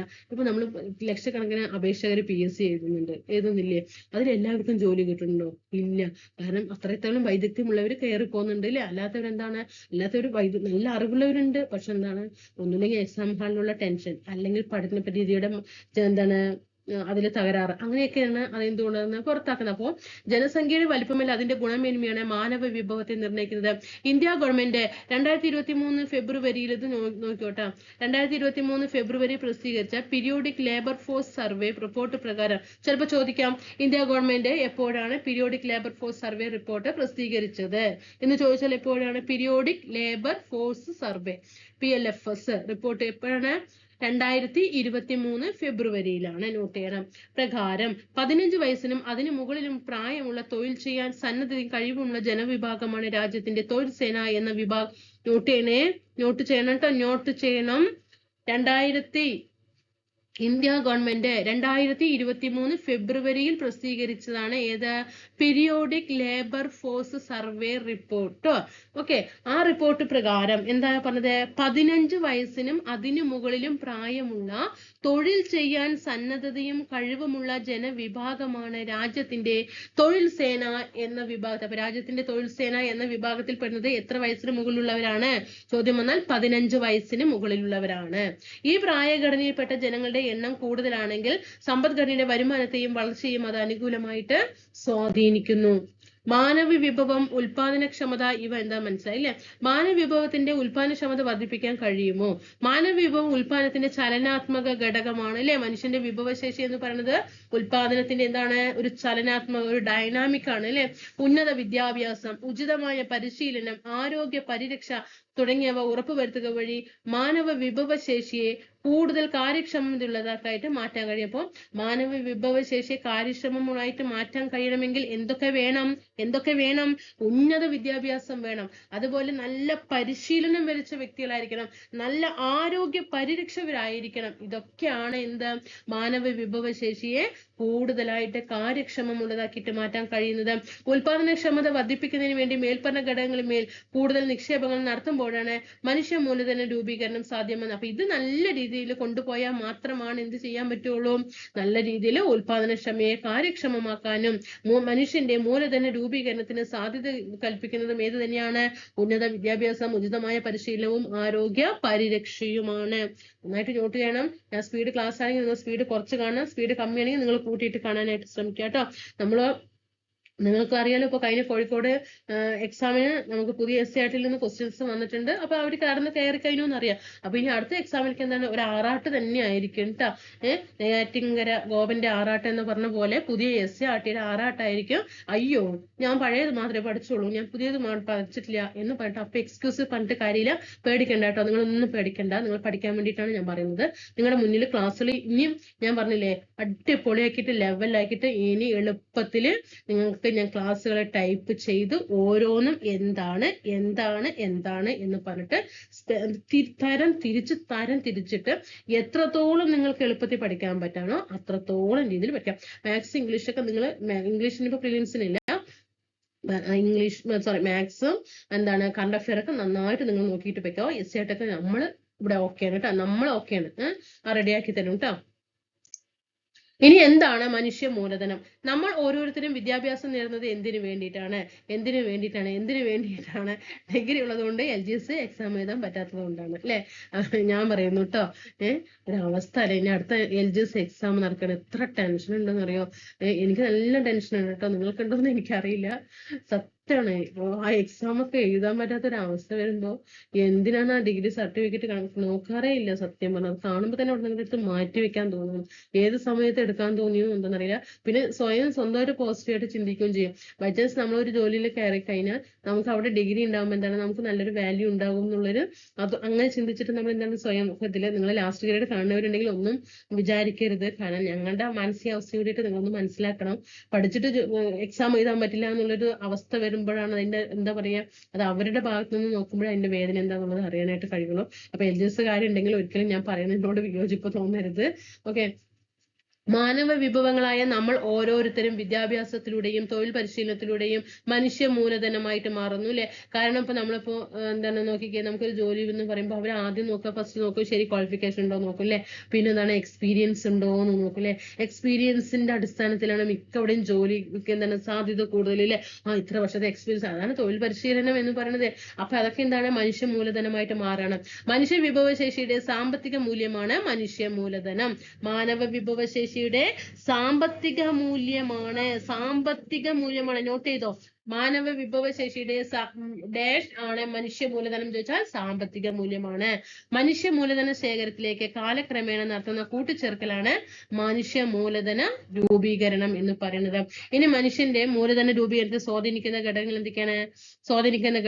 നോക്കിക്കോട്ടാ, വെരി ഇമ്പോർട്ടന്റ്. നോക്കിക്കോ: വിദ്യാഭ്യാസം, ആരോഗ്യ പരിരക്ഷ, തൊഴിൽ പരിശീലനം, കുടിയേറ്റം, വിവര ലഭ്യത. 5 പഠിച്ചോ. 5 പഠിച്ചോ. എന്താണ് മനുഷ്യന്റെ മൂലധന രൂപീകരണത്തെ സ്വാധീനിക്കുന്ന ഘടകങ്ങൾ? 1 വിദ്യാഭ്യാസം. പഠിച്ചോ? വിദ്യാഭ്യാസം ഒപ്പം പഠിച്ചേ. വിദ്യാഭ്യാസം. 2 ആരോഗ്യ പരിരക്ഷ അല്ലെ? ആരോഗ്യ പരിരക്ഷ. 3 പിന്നെ 3 എന്താണ്? ഒപ്പം പറഞ്ഞ പോലെ ഇതിലുണ്ട്, ഇവിടെ ഉണ്ട്, എന്നാലും നിങ്ങൾക്ക് ഒന്നും കൂടി ബ്രെയിനിൽ ആയിക്കോട്ടെ കൊണ്ട് എഴുതാണ്. തൊഴിൽ പരിശീലനം. എന്താണ്? തൊഴിൽ പരിശീലനം. 4 ഒപ്പം പറഞ്ഞു വരണം. നിങ്ങൾ ഇപ്പൊ അവിടെ എടുത്ത് പറയണം കേട്ടോ. മനസ്സിൽ പറയണ്ട, വളിക്കനെ പറയേ. കുടിയേറ്റം. എന്താണ്? കുടിയേറ്റം. 5 വിവര ലഭ്യത. അപ്പോ 1 വിദ്യാഭ്യാസം, 2 ആരോഗ്യ പരിരക്ഷ, 3 തൊഴിൽ പരിശീലനം, 4 കുടിയേറ്റം, 5 വിവര ലഭ്യത. ഇത് 5 മനുഷ്യന്റെ മൂലധന രൂപീകരണത്തെ സ്വാധീനിക്കുന്ന ഘടകങ്ങൾ. ഇവിടെ ഉണ്ട് കേട്ടോ. ഇങ്ങനെ ഇത് ഇപ്പൊ നമ്മൾ SCRT ഇങ്ങനെ ബോക്സ് ആയിട്ട് തന്നെ തന്നിട്ടുണ്ട്. അപ്പൊ ചോദിക്കാൻ സാധ്യത കൂടുതലാണ്. മനുഷ്യ മൂലധന രൂപീകരണത്തെ സ്വാധീനിക്കുന്ന ഘടകങ്ങൾ: വിദ്യാഭ്യാസം, ആരോഗ്യം, കുടിയേറ്റം, തൊഴിൽ പരിശീലനം, വിവര ലഭ്യത. ഇനി എന്താണ് ഈ വിദ്യാഭ്യാസം? എന്താണ് വിദ്യാഭ്യാസം എന്ന് പറയുന്നത്? വിദ്യാഭ്യാസത്തിലൂടെ എന്തെല്ലാം മാറ്റങ്ങളാണ് നമ്മളിൽ ഉണ്ടാവുന്നത്? വിദ്യാഭ്യാസവും വൈദഗ്ധ്യമുള്ള ജനത രാജ്യത്തിന്റെ ആസ്തിയല്ലേ? ആണ് അല്ലെ? വിദ്യാഭ്യാസവും നല്ല അറിവുള്ളവരുമാണ് രാജ്യത്തിന്റെ എന്ത് പറയുന്നത്? ആസ്തി എന്ന് പറയുന്നത്. എങ്ങനെയെല്ലാമാണ് അവർ രാജ്യത്തിന്റെ വികസനത്തെ സ്വാധീനിക്കുക? എങ്ങനെയായിരിക്കും? ഇപ്പൊ നോക്കിക്കേ, ഒരു IT പ്രൊഫഷൻ, ഒരു IT മേഖല, ഒരു ജോലി ഉണ്ടെങ്കിൽ IT നന്നായിട്ട് പഠിക്കേണ്ടേ? IT നല്ല എക്സ്പീരിയൻസ് ഉള്ള വ്യക്തികളെ കഴിയുള്ളൂ. അതിലൂടെ എന്തൊക്കെ എന്താണ് നമ്മുടെ രാജ്യത്ത് ജോലി സാധ്യതയാണുള്ളത് IT മേഖലയിലുള്ള അല്ലെ? അതൊക്കെ രാജ്യത്തിന്റെ സാമ്പത്തിക പ്രതിസന്ധി ബാധിക്കുന്നില്ലേ? ആണ്. മുന്നോട്ട് കൊണ്ടുപോകുന്നത് തന്നെയാണ്. വിദ്യാഭ്യാസത്തിലൂടെ ആധുനിക സാങ്കേതിക വിദ്യ ഫലപ്രദമായിട്ട് വിനിയോഗിക്കാനും മെച്ചപ്പെടുത്താനും തൊഴിൽ സ്വായത്തമാക്കാനും കൂടുതൽ വരുമാനം നേടാനും അതുവഴി രാജ്യത്തിന്റെ വളർച്ചയ്ക്ക് മുതൽ കൂട്ടാകാനും ആർക്ക് കഴിയും? ഈ വിദ്യാഭ്യാസമുള്ള ജനതയ്ക്ക് കഴിയും. വിദ്യാഭ്യാസത്തിലൂടെ ഉയർന്ന ജീവിത നിലവാരം നേടുക എന്നതിലുപരി ഉന്നത മൂല്യബോധമുള്ള ഒരു സമൂഹത്തെ സൃഷ്ടിക്കാനും സാധ്യമാക്കുന്നു. വിദ്യാഭ്യാസത്തിലൂടെ ഉയർന്ന ജീവിത നിലവാരം നേടുക. നമ്മൾ PSCയിലേക്ക് എന്താണ് നമ്മുടെ ജീവിത നിലവാരം വർദ്ധിപ്പിക്കാൻ വേണ്ടിയിട്ട് തന്നെയല്ലേ? അതേപോലെ തന്നെയാണ്. അങ്ങനെ ഉന്നത മൂല്യമുള്ള ചിലവർ വിചാരിക്കും ഇപ്പൊ ഞാനൊക്കെ ചിന്തിക്കുന്നത് എന്താണ്, എന്തെങ്കിലും നമുക്കൊരു ജോബ് ആയി കഴിഞ്ഞാൽ നമ്മൾ കൊണ്ട് സഹായിക്കാൻ പറ്റുന്ന അത്രയും ആർക്കെങ്കിലും എന്താണ് സഹായം ചെയ്തു കൊടുക്കുക. അപ്പൊ അതൊക്കെ എന്താണ്? അപ്പൊ അങ്ങനെ ഓരോരുത്തർ ചിന്തിക്കുന്നത് അങ്ങനെ ഉന്നത മൂല്യബോധമുള്ള ഒരു സമൂഹത്തെ സൃഷ്ടിക്കാനും സാധിക്കുന്നു. മാനവ വിഭവത്തെ എന്താണ് മനുഷ്യ മൂലധനമാക്കി വികസിപ്പിച്ചെടുക്കാൻ പൊതുമേഖലയിലും സഹകരണ മേഖലയിലും സ്വകാര്യ മേഖലയിലും ഒക്കെ എന്താണ് വൻ അവസരങ്ങളുണ്ട്. ഒരു മേഖലയിൽ മാത്രമാണോ? അല്ല. പൊതുമേഖലയിലും സ്വകാര്യ മേഖലയിലും സഹകരണ മേഖലയിലും ഒക്കെ എന്താണ് വിദ്യാഭ്യാസം കൊണ്ട് നമുക്ക് എന്ത് ചെയ്യാം? ജോലി സാധ്യത കൂടുതലാണ്. ഇനി നമ്മുടെ ഒരു ബോക്സ് ഒന്ന് നോക്കൂ. വിജ്ഞാന, സമ്പദ് വ്യവസ്ഥ, നോളജ്, ഇക്കണോമി, ഭൗതിക ശേഷിയും വിവരസാങ്കേതിക വിദ്യയും സമന്വയിപ്പിച്ചുകൊണ്ട് പരമാവധി സാമ്പത്തിക വളർച്ച കൈവരിക്കുക എന്നത് ആധുനിക കാലഘട്ടത്തിന്റെ അനിവാര്യതയാണ് അല്ലെ. ഭൗതിക ശേഷി അല്ലെ, നമുക്കിപ്പോ ഒരു എന്താണ് പുറത്തു നിന്നുള്ള പുറമേ കാണുന്ന നമുക്കൊരു അറിവും അല്ലെ, ഭൗതിക ശേഷി അല്ലെ, ഒരു ആസ്തി അല്ലെ, ഒരു ആസ്തി. അതുപോലെ തന്നെ വിവര സാങ്കേതിക വിദ്യ അല്ലെ സമന്വയിപ്പിച്ചുകൊണ്ട് എന്ത് ചെയ്യാം, നമ്മുടെ ആധുനിക കാലഘട്ടത്തിന്റെ വളർച്ച എന്ത് ചെയ്യാം, നല്ല രീതിയിൽ കൊണ്ടുപോകാനായിട്ട് സാധിക്കും. അതുപോലെ തന്നെ സാമ്പത്തിക പ്രവർത്തനങ്ങളുടെ വിവിധ തലങ്ങളിൽ ബുദ്ധിയോടൊപ്പം നൂതന സാങ്കേതിക ആശയങ്ങളും വിവര സാങ്കേതിക വിദ്യയും വിനിയോഗിക്കുന്ന സമ്പദ്ക്രമമാണ് വിജ്ഞാന സമ്പദ്. ഇന്ന് ഏതെങ്കിലും ഒരു വർക്ക് ഒരു കമ്പ്യൂട്ടറിന്റെ സഹായത്തോടെ ചെയ്യുന്നത് എല്ലാം എന്താണ്, കമ്പ്യൂട്ടർ വിവര സാങ്കേതിക വിദ്യയാണ് അല്ലെ. അത് ഉപയോഗിച്ചിട്ട് തന്നെയാണ് എന്താണ് കൂടുതലായിട്ടും ജോലി മേഖലയിലുള്ളത്. ഭൗതികതയെ ഒരു ഭൗതിക മൂലധനമാക്കി മാറ്റി ഉൽപാദനവും അതിലൂടെ ലഭ്യമാകുന്ന ഭൗതിക ഉൽപ്പന്നങ്ങളുടെ കൊടുക്കൽ വാങ്ങലുകളും ആണ് ഇതിലൂടെ ലക്ഷ്യമാക്കുന്നത്. ശാസ്ത്രജ്ഞർ, ഗവേഷകർ, നയരൂപീകരണ വിദഗ്ധർ, ഓഹരി നികുതി എന്നിവയെക്കുറിച്ച് വിദഗ്ധ അഭിപ്രായം നൽകുന്നവർ, സോഫ്റ്റ്വെയർ വിദഗ്ധർ എന്നിവരെല്ലാം ഈ മേഖലയെ ശക്തിപ്പെടുത്തുന്ന മനുഷ്യ വിഭവങ്ങളാണ് അല്ലെ. നമുക്ക് ഇവരൊക്കെ അറിയാം, ഇവരുടെയൊക്കെ എന്താണ്, ഇവരുടെയൊക്കെ വൈദഗ്ധ്യം തന്നെ എന്താണ്, നമ്മുടെ മനുഷ്യ വിഭവങ്ങളെ നല്ല രീതിയിൽ ശക്തിപ്പെടുത്തേണ്ട ആരുടെയൊക്കെ ഗവേഷകരിലെ, ശാസ്ത്രജ്ഞര്, നയരൂപീകരണ വിദഗ്ധര്, ഓഹരി നികുതി എന്നിവയെക്കുറിച്ച് വിദഗ്ധ അഭിപ്രായം നൽകുന്നവര്, അതുപോലെ സോഫ്റ്റ്വെയർ വിദഗ്ധര്, ഇവരൊക്കെ എന്താണ് മനുഷ്യ വിഭവങ്ങളെ ശക്തിപ്പെടുത്തുന്നവർക്ക് ഉദാഹരണങ്ങളാണ്. ടെക്നോ പാർക്ക്, ഇൻഫോ പാർക്ക് തുടങ്ങിയ സ്ഥാപനങ്ങൾ വിജ്ഞാന സമ്പദ് വ്യവസ്ഥയുടെ വളർച്ചയ്ക്ക് ആക്കം കൂട്ടുന്ന ആസ്തികളാണ്. ഇനി നമ്മൾ നേരത്തെ വിദ്യാഭ്യാസം പറഞ്ഞില്ലേ, അതിന്റെ ബാലൻസ് നോക്കൂ. ഇത്തരത്തിലുള്ള നിക്ഷേപത്തിലൂടെ വിദ്യാഭ്യാസ നയങ്ങൾ പ്രാവർത്തികമാക്കാൻ സാധിക്കുന്നതോടൊപ്പം വിദ്യാഭ്യാസ മേഖലയിൽ സാങ്കേതിക നൂതന പദ്ധതികൾ ആവിഷ്കരിച്ച് നടപ്പിലാക്കാനും കഴിയുന്നു. ഇത് സമ്പദ്ഘടനയ്ക്കും വളർച്ചയ്ക്കും പുരോഗതിക്കും അത്യന്താപേക്ഷിതമാണ്. കണ്ടോ, വിദ്യാഭ്യാസം ഉള്ള ഒരു വ്യക്തി നോക്കിക്കേ, ചാർട്ട് നോക്കൂ, എവിടെ എത്തി, അവരുടെ ആ ഒരു സ്റ്റേജ് നോക്കിക്കേ. വിദ്യാഭ്യാസം കൊണ്ടുള്ള ലക്ഷ്യം കഴിവ് വർദ്ധിക്കില്ലേ, സാങ്കേതിക നല്ല രീതിയിൽ അറിവുണ്ടാകും, നൈപുണ്യ വികസനം, മെച്ചപ്പെട്ട തൊഴിൽ ലഭിക്കും, മെച്ചപ്പെട്ട വരുമാനം കിട്ടും, മെച്ചപ്പെട്ട ജീവിത നിലവാരം കിട്ടും, രാജ്യ പുരോഗതി കിട്ടും. നമ്മളിലേക്ക് അത് നോക്കുമ്പോൾ നമ്മളൊന്നുമല്ല അല്ലെ, നമുക്കെന്തായാലും പഠിച്ചല്ലേ പറ്റുള്ളൂ. തൊഴിലില്ലാതെ നമ്മൾ കിടന്ന് അലയുന്നതിന്റെ വേദന നമ്മൾ ആരോട് പറയാൻ. ആരോഗ്യം ശാരീരികവും മാനസികവും സാമൂഹികമായ സുസ്ഥിതിയാണ് ആരോഗ്യം എന്ന് ലോകാരോഗ്യ സംഘടന നിർവചിക്കുന്നു. നോട്ട് ചെയ്തോ. ശാരീരികം, ആരോഗ്യം പറഞ്ഞാൽ നല്ല പവർ, ഹെൽത്ത്, നല്ല ഫിറ്റ് ആയിട്ടിരുന്ന അതാണ് ആരോഗ്യം പറഞ്ഞത്. അല്ല അല്ലെ, നമുക്ക് ശാരീരികം അല്ലെ, ഹെൽത്ത് നമ്മൾ ഓക്കെയാണ്, പക്ഷെ അതേപോലെ മെന്റലിയും എന്തായിരിക്കണം, നമ്മൾ ഓക്കെ ആയിരിക്കണം. സാമൂഹികമായ സുസ്ഥിതിയാണ് ആരോഗ്യം എന്ന ലോകാരോഗ്യ സംഘടന. PSC പഠിക്കുന്നതിൽ ഒരിക്കലും ഈ ആരോഗ്യം ഉണ്ടാവില്ല എന്ന് ഞാൻ വിചാരിക്കുന്നു. ആരോഗ്യക്ഷമത കുറഞ്ഞ ഒരു വ്യക്തിക്ക് മതിയായ പരിഗണനയും ആരോഗ്യ പരിരക്ഷയും ലഭിക്കാത്ത പക്ഷം രാജ്യ പുരോഗതിയിൽ കാര്യക്ഷമമായിട്ട് സംഭാവന നൽകാൻ സാധിക്കുക. കാരണം അധ്വാനശേഷി അവിടെ കുറയണം. ആരോഗ്യ പരിരക്ഷ കുറയുന്ന സമയത്ത് എന്താണ്, അവിടെ അധ്വാനശേഷി കുറയും. അത് മനുഷ്യന്റെ എന്താണ്, മനുഷ്യ വിഭവശേഷിയെ എന്ത് ചെയ്യും, അത് ബാധിക്കും. അപ്പൊ രാജ്യത്തിന്റെ പുരോഗതിയിൽ എന്താണ്, കാര്യക്ഷമമായിട്ട് സംഭാവന നൽകാൻ അവരെ കൊണ്ട് സാധിക്കില്ല. ആരോഗ്യക്ഷമത കുറയുന്നത് വ്യക്തിയെയും രാജ്യ പുരോഗതിയെയും ബാധിക്കും. അതൊക്കെ നോക്കാം. വ്യക്തികളുടെ ജീവിത നിലവാരം ഉയർത്തുന്നതോടൊപ്പം രാജ്യ പുരോഗതി കൈവരിക്കുന്നതിന് ജനങ്ങളുടെ ആരോഗ്യ പരിരക്ഷ ഉറപ്പുവരുത്തേണ്ടത് അത്യാവശ്യമാണ്. ജനങ്ങളുടെ ഉൽപാദനക്ഷമതയിലും ഗുണനിലവാരത്തിലും സ്വാധീനം ചെലുത്തി മാനവ വിഭവശേഷി വികസിപ്പിക്കുന്നതിൽ അടിസ്ഥാനപരമായ പങ്കുവഹിക്കുന്ന പ്രധാന ഘടകമാണ് ഇത്, ആരോഗ്യ പരിപാലനം. അപ്പൊ മാനവ വിഭവശേഷി വർദ്ധിപ്പിക്കുന്നതിൽ ഏറ്റവും അടിസ്ഥാന ഘടകം ഏത് തന്നെയാണ്, ആരോഗ്യ പരിപാലനമാണ്. കണ്ടോ, മാനവ വിഭവത്തിന്റെ ഉൽപാദനക്ഷമത വർദ്ധിപ്പിക്കുന്നതിൽ ആരോഗ്യ പരിപാലന മാർഗങ്ങൾ, രോഗപ്രതിരോധ സംവിധാനങ്ങൾ കാര്യക്ഷമമാക്കുക, ശുചിത്വ പരിപാലനത്തിന് പ്രാധാന്യം നൽകുക, മതിയായ പോഷകാഹാര ലഭ്യത ഉറപ്പുവരുത്തുക, മെച്ചപ്പെട്ട ചികിത്സാ സൗകര്യം ലഭ്യമാക്കുക, വിനോദവും വിശ്രമവും ഉറപ്പുവരുത്തുക. നമുക്കിതൊക്കെ അറിയില്ല. ഇതൊക്കെ ഉണ്ടാണെങ്കിൽ എന്താണ്, നല്ല രീതിയിൽ ആരോഗ്യം ലഭിക്കും. ആരോഗ്യ പരിപാലനത്തിനായിട്ട് നമുക്ക് ചുറ്റും നിരവധി സ്ഥാപനങ്ങൾ പ്രവർത്തിക്കുന്നുണ്ട് അല്ലേ. കാരണം ഓരോ പഞ്ചായത്തിലും ഉണ്ട് ഒരു എന്താണ് പ്രാഥമിക ആരോഗ്യ കേന്ദ്രങ്ങൾ. ഇന്ന് പഴയ പോലെയാണ്, ഓരോ പ്രാഥമിക ആരോഗ്യ കേന്ദ്രത്തിലും എന്തൊക്കെ സൗകര്യങ്ങളാണ് ചെയ്തു തരുന്നത്. പൊതുമേഖലയിലും സ്വകാര്യ മേഖലയിലും സഹകരണ മേഖലയിലും ഇത്തരം ആരോഗ്യ പരിപാലന കേന്ദ്രങ്ങൾ പ്രവർത്തിക്കുന്നുണ്ട്. പൊതുജനക്ഷേമത്തെ മുൻനിർത്തിയിട്ടുള്ള ആരോഗ്യ പരിപാലന പ്രവർത്തനങ്ങൾ പൊതുമേഖലയിൽ കാര്യക്ഷമമായിട്ട് നടന്നു വരുന്നുണ്ട്. പൊതുമേഖലയിലെ ആരോഗ്യ പരിപാലന സംവിധാനങ്ങളാണ് ആരോഗ്യ ഉപകേന്ദ്രങ്ങൾ, പ്രാഥമിക ഉണ്ട്. കണ്ടോ, ആരോഗ്യ ഉപകേന്ദ്രങ്ങൾ, പ്രാഥമിക ആരോഗ്യ കേന്ദ്രങ്ങൾ, സാമൂഹിക ആരോഗ്യ കേന്ദ്രങ്ങൾ, താലൂക്ക് ആശുപത്രി, ജില്ലാ ആശുപത്രി, മെഡിക്കൽ കോളേജ് ഒക്കെ എന്താണ് ഇന്നിപ്പോ സർക്കാരിന്റെ കീഴിലാണ് അല്ലെ. പൈസ ചെലവില്ലാതെ തന്നെ നമുക്ക് എന്ത് ചെയ്യാം, ചികിത്സയ്ക്ക് എത്താം. അതേപോലെ തന്നെ ആയുർവേദ, യോഗ, പ്രകൃതി ചികിത്സ, യുനാനി, ഹോമിയോപ്പതി തുടങ്ങിയ വിവിധ ചികിത്സാ സൗകര്യങ്ങൾ ലഭ്യമാക്കുന്ന നിരവധി സ്ഥാപനങ്ങളും വിവിധ മേഖലകളായിട്ട് പ്രവർത്തിക്കുന്നുണ്ട് അല്ലെ. അതേപോലെ തന്നെ ഇപ്പൊ ഇത്രയും കേന്ദ്രങ്ങൾക്ക് പുറമെ തന്നെ പല പദ്ധതികളും എന്ത് ചെയ്യുന്നുണ്ട്, സർക്കാർ കൊണ്ടുവരുന്നുണ്ട് അല്ലെ. ആരോഗ്യ മേഖലയെ പരിപോഷിപ്പിക്കാൻ വേണ്ടിയിട്ട് പല പല പദ്ധതികൾ എന്ത് ചെയ്യുന്നുണ്ട്, നമ്മളൊക്കെ പഠിക്കാനാണ്. അത് പഠിച്ച് നമ്മുടെ ആരോഗ്യം പോയിട്ട് ഇരിക്കുന്നത് അത് വേറെ.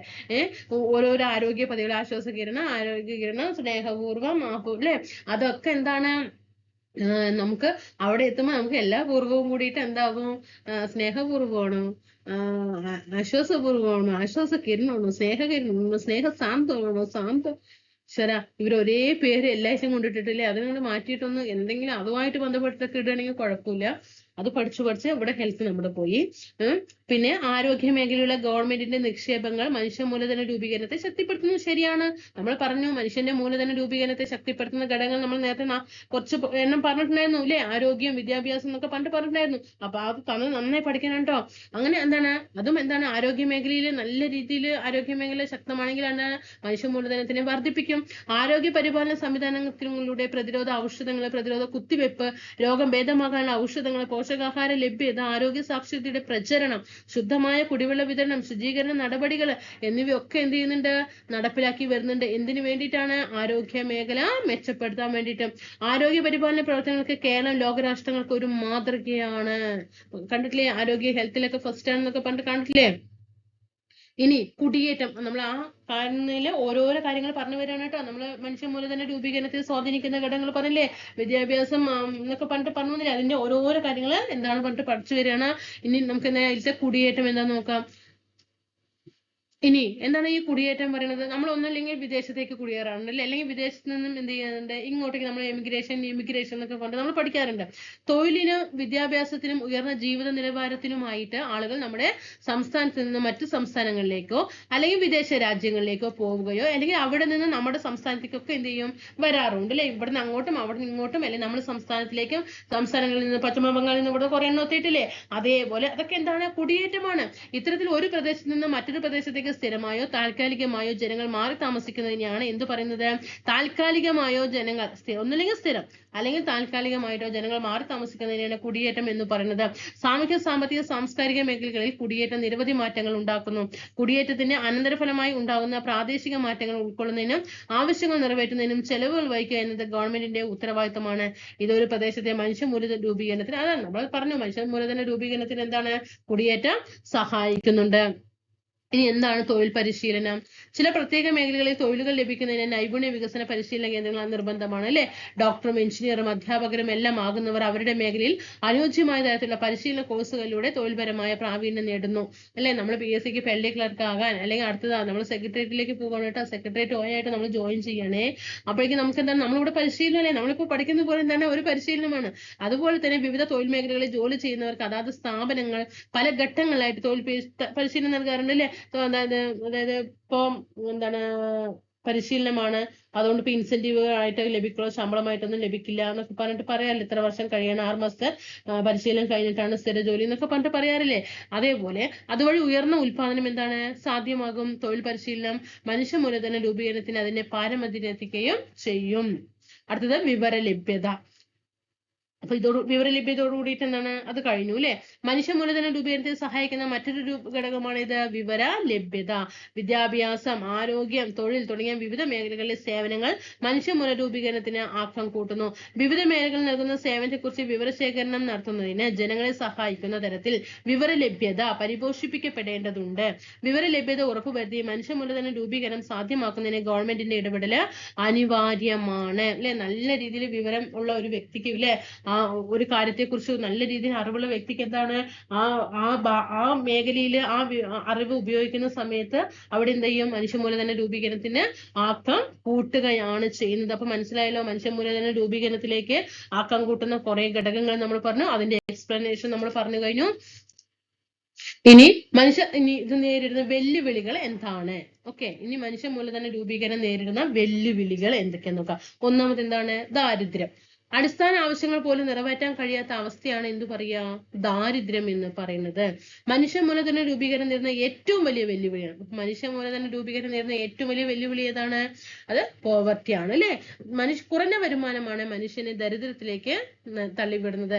കുറഞ്ഞ വരുമാനം കാരണം മനുഷ്യന് വിദ്യാഭ്യാസം, ആരോഗ്യം തുടങ്ങിയ അടിസ്ഥാന ആവശ്യങ്ങൾ പോലും നിറവേറ്റാൻ കഴിയാതെ വരികയും, കണ്ടിട്ടില്ലേ, വിദ്യാഭ്യാസം പറ്റാതെ പകുതി വഴിയിൽ വിദ്യാഭ്യാസം നിർത്തിയാണ്. പക്ഷെ ഇന്നിപ്പോ അങ്ങനെ ഒരു സാഹചര്യം ഒന്നും ഇല്ല അല്ലെ. നമ്മുടെ ചെറുപ്പകാലം എന്ന് പറയുമ്പോൾ എന്താണ്, അവിടെ വിദ്യാഭ്യാസത്തിന് പറ്റാതെ പഠിക്കാൻ പറ്റാത്ത ഒരു അവസ്ഥയൊക്കെ വന്നിട്ടുണ്ട്. അതുകൊണ്ടാണല്ലോ ഇപ്പൊ സർക്കാരൊക്കെ കൊണ്ടുവന്നിട്ട് സാക്ഷരതാ മിഷൻ വഴി പുതിയ എന്താണ് തുല്യത എന്നുള്ള ഒരു ഇതൊക്കെ കൊണ്ടുവന്നിട്ടുണ്ടല്ലേ. പഠനം നിർത്തിയവർക്കൊക്കെ വീണ്ടും പഠിക്കാൻ. ഓക്കെ അപ്പൊ ഞാൻ ക്ലാസ് എടുക്കുന്നതിന്റെ ഇടയിൽ പറയണേ, ഞാൻ തുല്യത 10ാം ക്ലാസ് എടുക്കുന്ന IT ടീച്ചറാണ് കേട്ടോ. IT എടുക്കുന്നുണ്ട് തുല്യതയില്, ഇവിടെ ഹൈസ്കൂളിൽ എടുക്കുന്നുണ്ട്. അപ്പോൾ നമുക്കറിയാം എത്ര പേരാന്ന് അറിയോ അവരുടെ. അപ്പൊ നമ്മൾ അവരുമായിട്ട് അങ്ങനെ ക്ലാസ് എടുക്കുന്ന സമയത്ത് കുറച്ച് പ്രായം ഏജ്ഡ് ആയിട്ടുള്ളവരാണല്ലോ. അതേ അവർ പറയും, അതായത് ഒന്നുമില്ലെങ്കിൽ അച്ഛൻ മരിച്ചിട്ടുണ്ടാകും, അല്ലെങ്കിൽ അമ്മ മരിച്ചിട്ടുണ്ടാകും, അല്ലെങ്കിൽ അവരുടെ സാമ്പത്തിക ശേഷി, അവർ പണിക്ക് പോയിട്ട് ജീവിച്ചത് അവർ അന്നെന്ന് പറയുമ്പോൾ അണുകുടുംബം അല്ലല്ലോ, വലിയ കുടുംബമല്ലേ. അപ്പൊ ആ സമയത്ത് ഒരാളെ പഠിപ്പിക്കാനേ പറ്റുള്ളൂ, അവർക്ക് ഒരാളുടെ കല്യാണമായിട്ടുണ്ടാകും. അപ്പൊ അങ്ങനെ പല സാഹചര്യം നമുക്കൊക്കെ കേൾക്കുമ്പോൾ തന്നെ സങ്കടം വരും. എന്നിട്ട് അവർക്ക് അന്ന് അത്രയും പഠിക്കണം എന്ന് ആഗ്രഹം ഉണ്ടാകും. പക്ഷെ ഇന്നിപ്പോ അവർക്ക് മക്കളായിട്ടുണ്ടാകും. അപ്പൊ പക്ഷെ അതൊക്കെ എന്താണ് മാറ്റി വെച്ചിട്ട് എത്ര പഠിക്കണ കുട്ടികളാന്ന് പറയുന്നത് എനിക്ക്.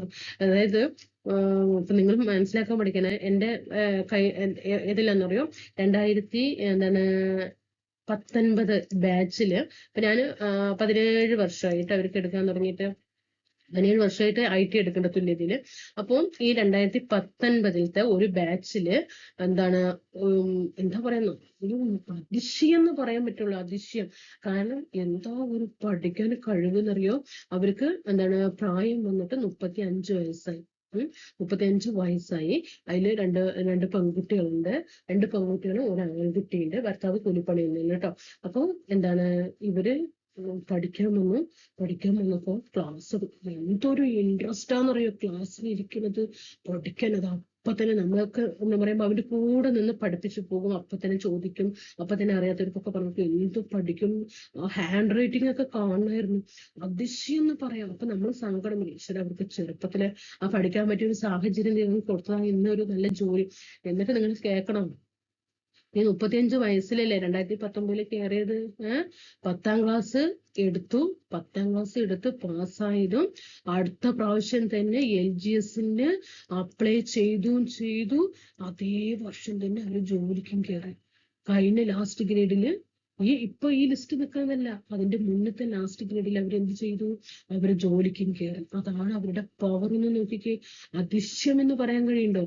അപ്പൊ അതാണ് പറയുന്നത്. അപ്പൊ എന്താ പറയാ, ഓരോരുത്തര് അപ്പൊ ഇന്നും അങ്ങനെ ഉണ്ട് എന്ന് പറയാം. ഇപ്പോഴും ബാച്ചില് നമുക്ക് ഓരോ ബാച്ചിലൊക്കെ വന്നിട്ട് 90 പേരൊക്കെയാണ് ഒരു ബാച്ചിൽ ഉണ്ടാകുക. അപ്പൊ അത്രയും പഠിക്കാൻ ഇൻട്രസ്റ്റ് എന്താണ് ഉണ്ട്. അപ്പൊ എന്താണ് അടിസ്ഥാന ആവശ്യങ്ങൾ പോലും നിറവേറ്റാൻ കഴിയാതെ വരികയും അത് കൂടുതൽ ദാരിദ്ര്യത്തിലേക്ക് കൊണ്ടെത്തിക്കുകയും ചെയ്യുന്നു.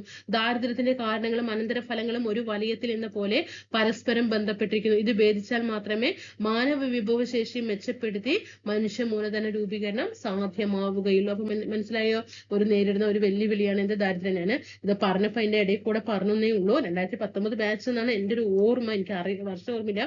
എന്തായാലും കൊറോണയുടെ മുന്നിലാണ്. അത് 2019 ആണോ എന്ന് അറിയില്ല. പക്ഷെ ആ ഏത് വർഷമാണ് നമ്മുടെ കഴിഞ്ഞ ഇപ്പൊ ഒരു LGS ലിസ്റ്റ് നടക്കുന്നില്ല, അതിന്റെ മുന്നത്തെ LGS ആണ് കേട്ടോ. അത് ഏത് വർഷമാണ് എനിക്ക് 2019 ഏതാന്ന് വർഷം ഓർമ്മയില്ല.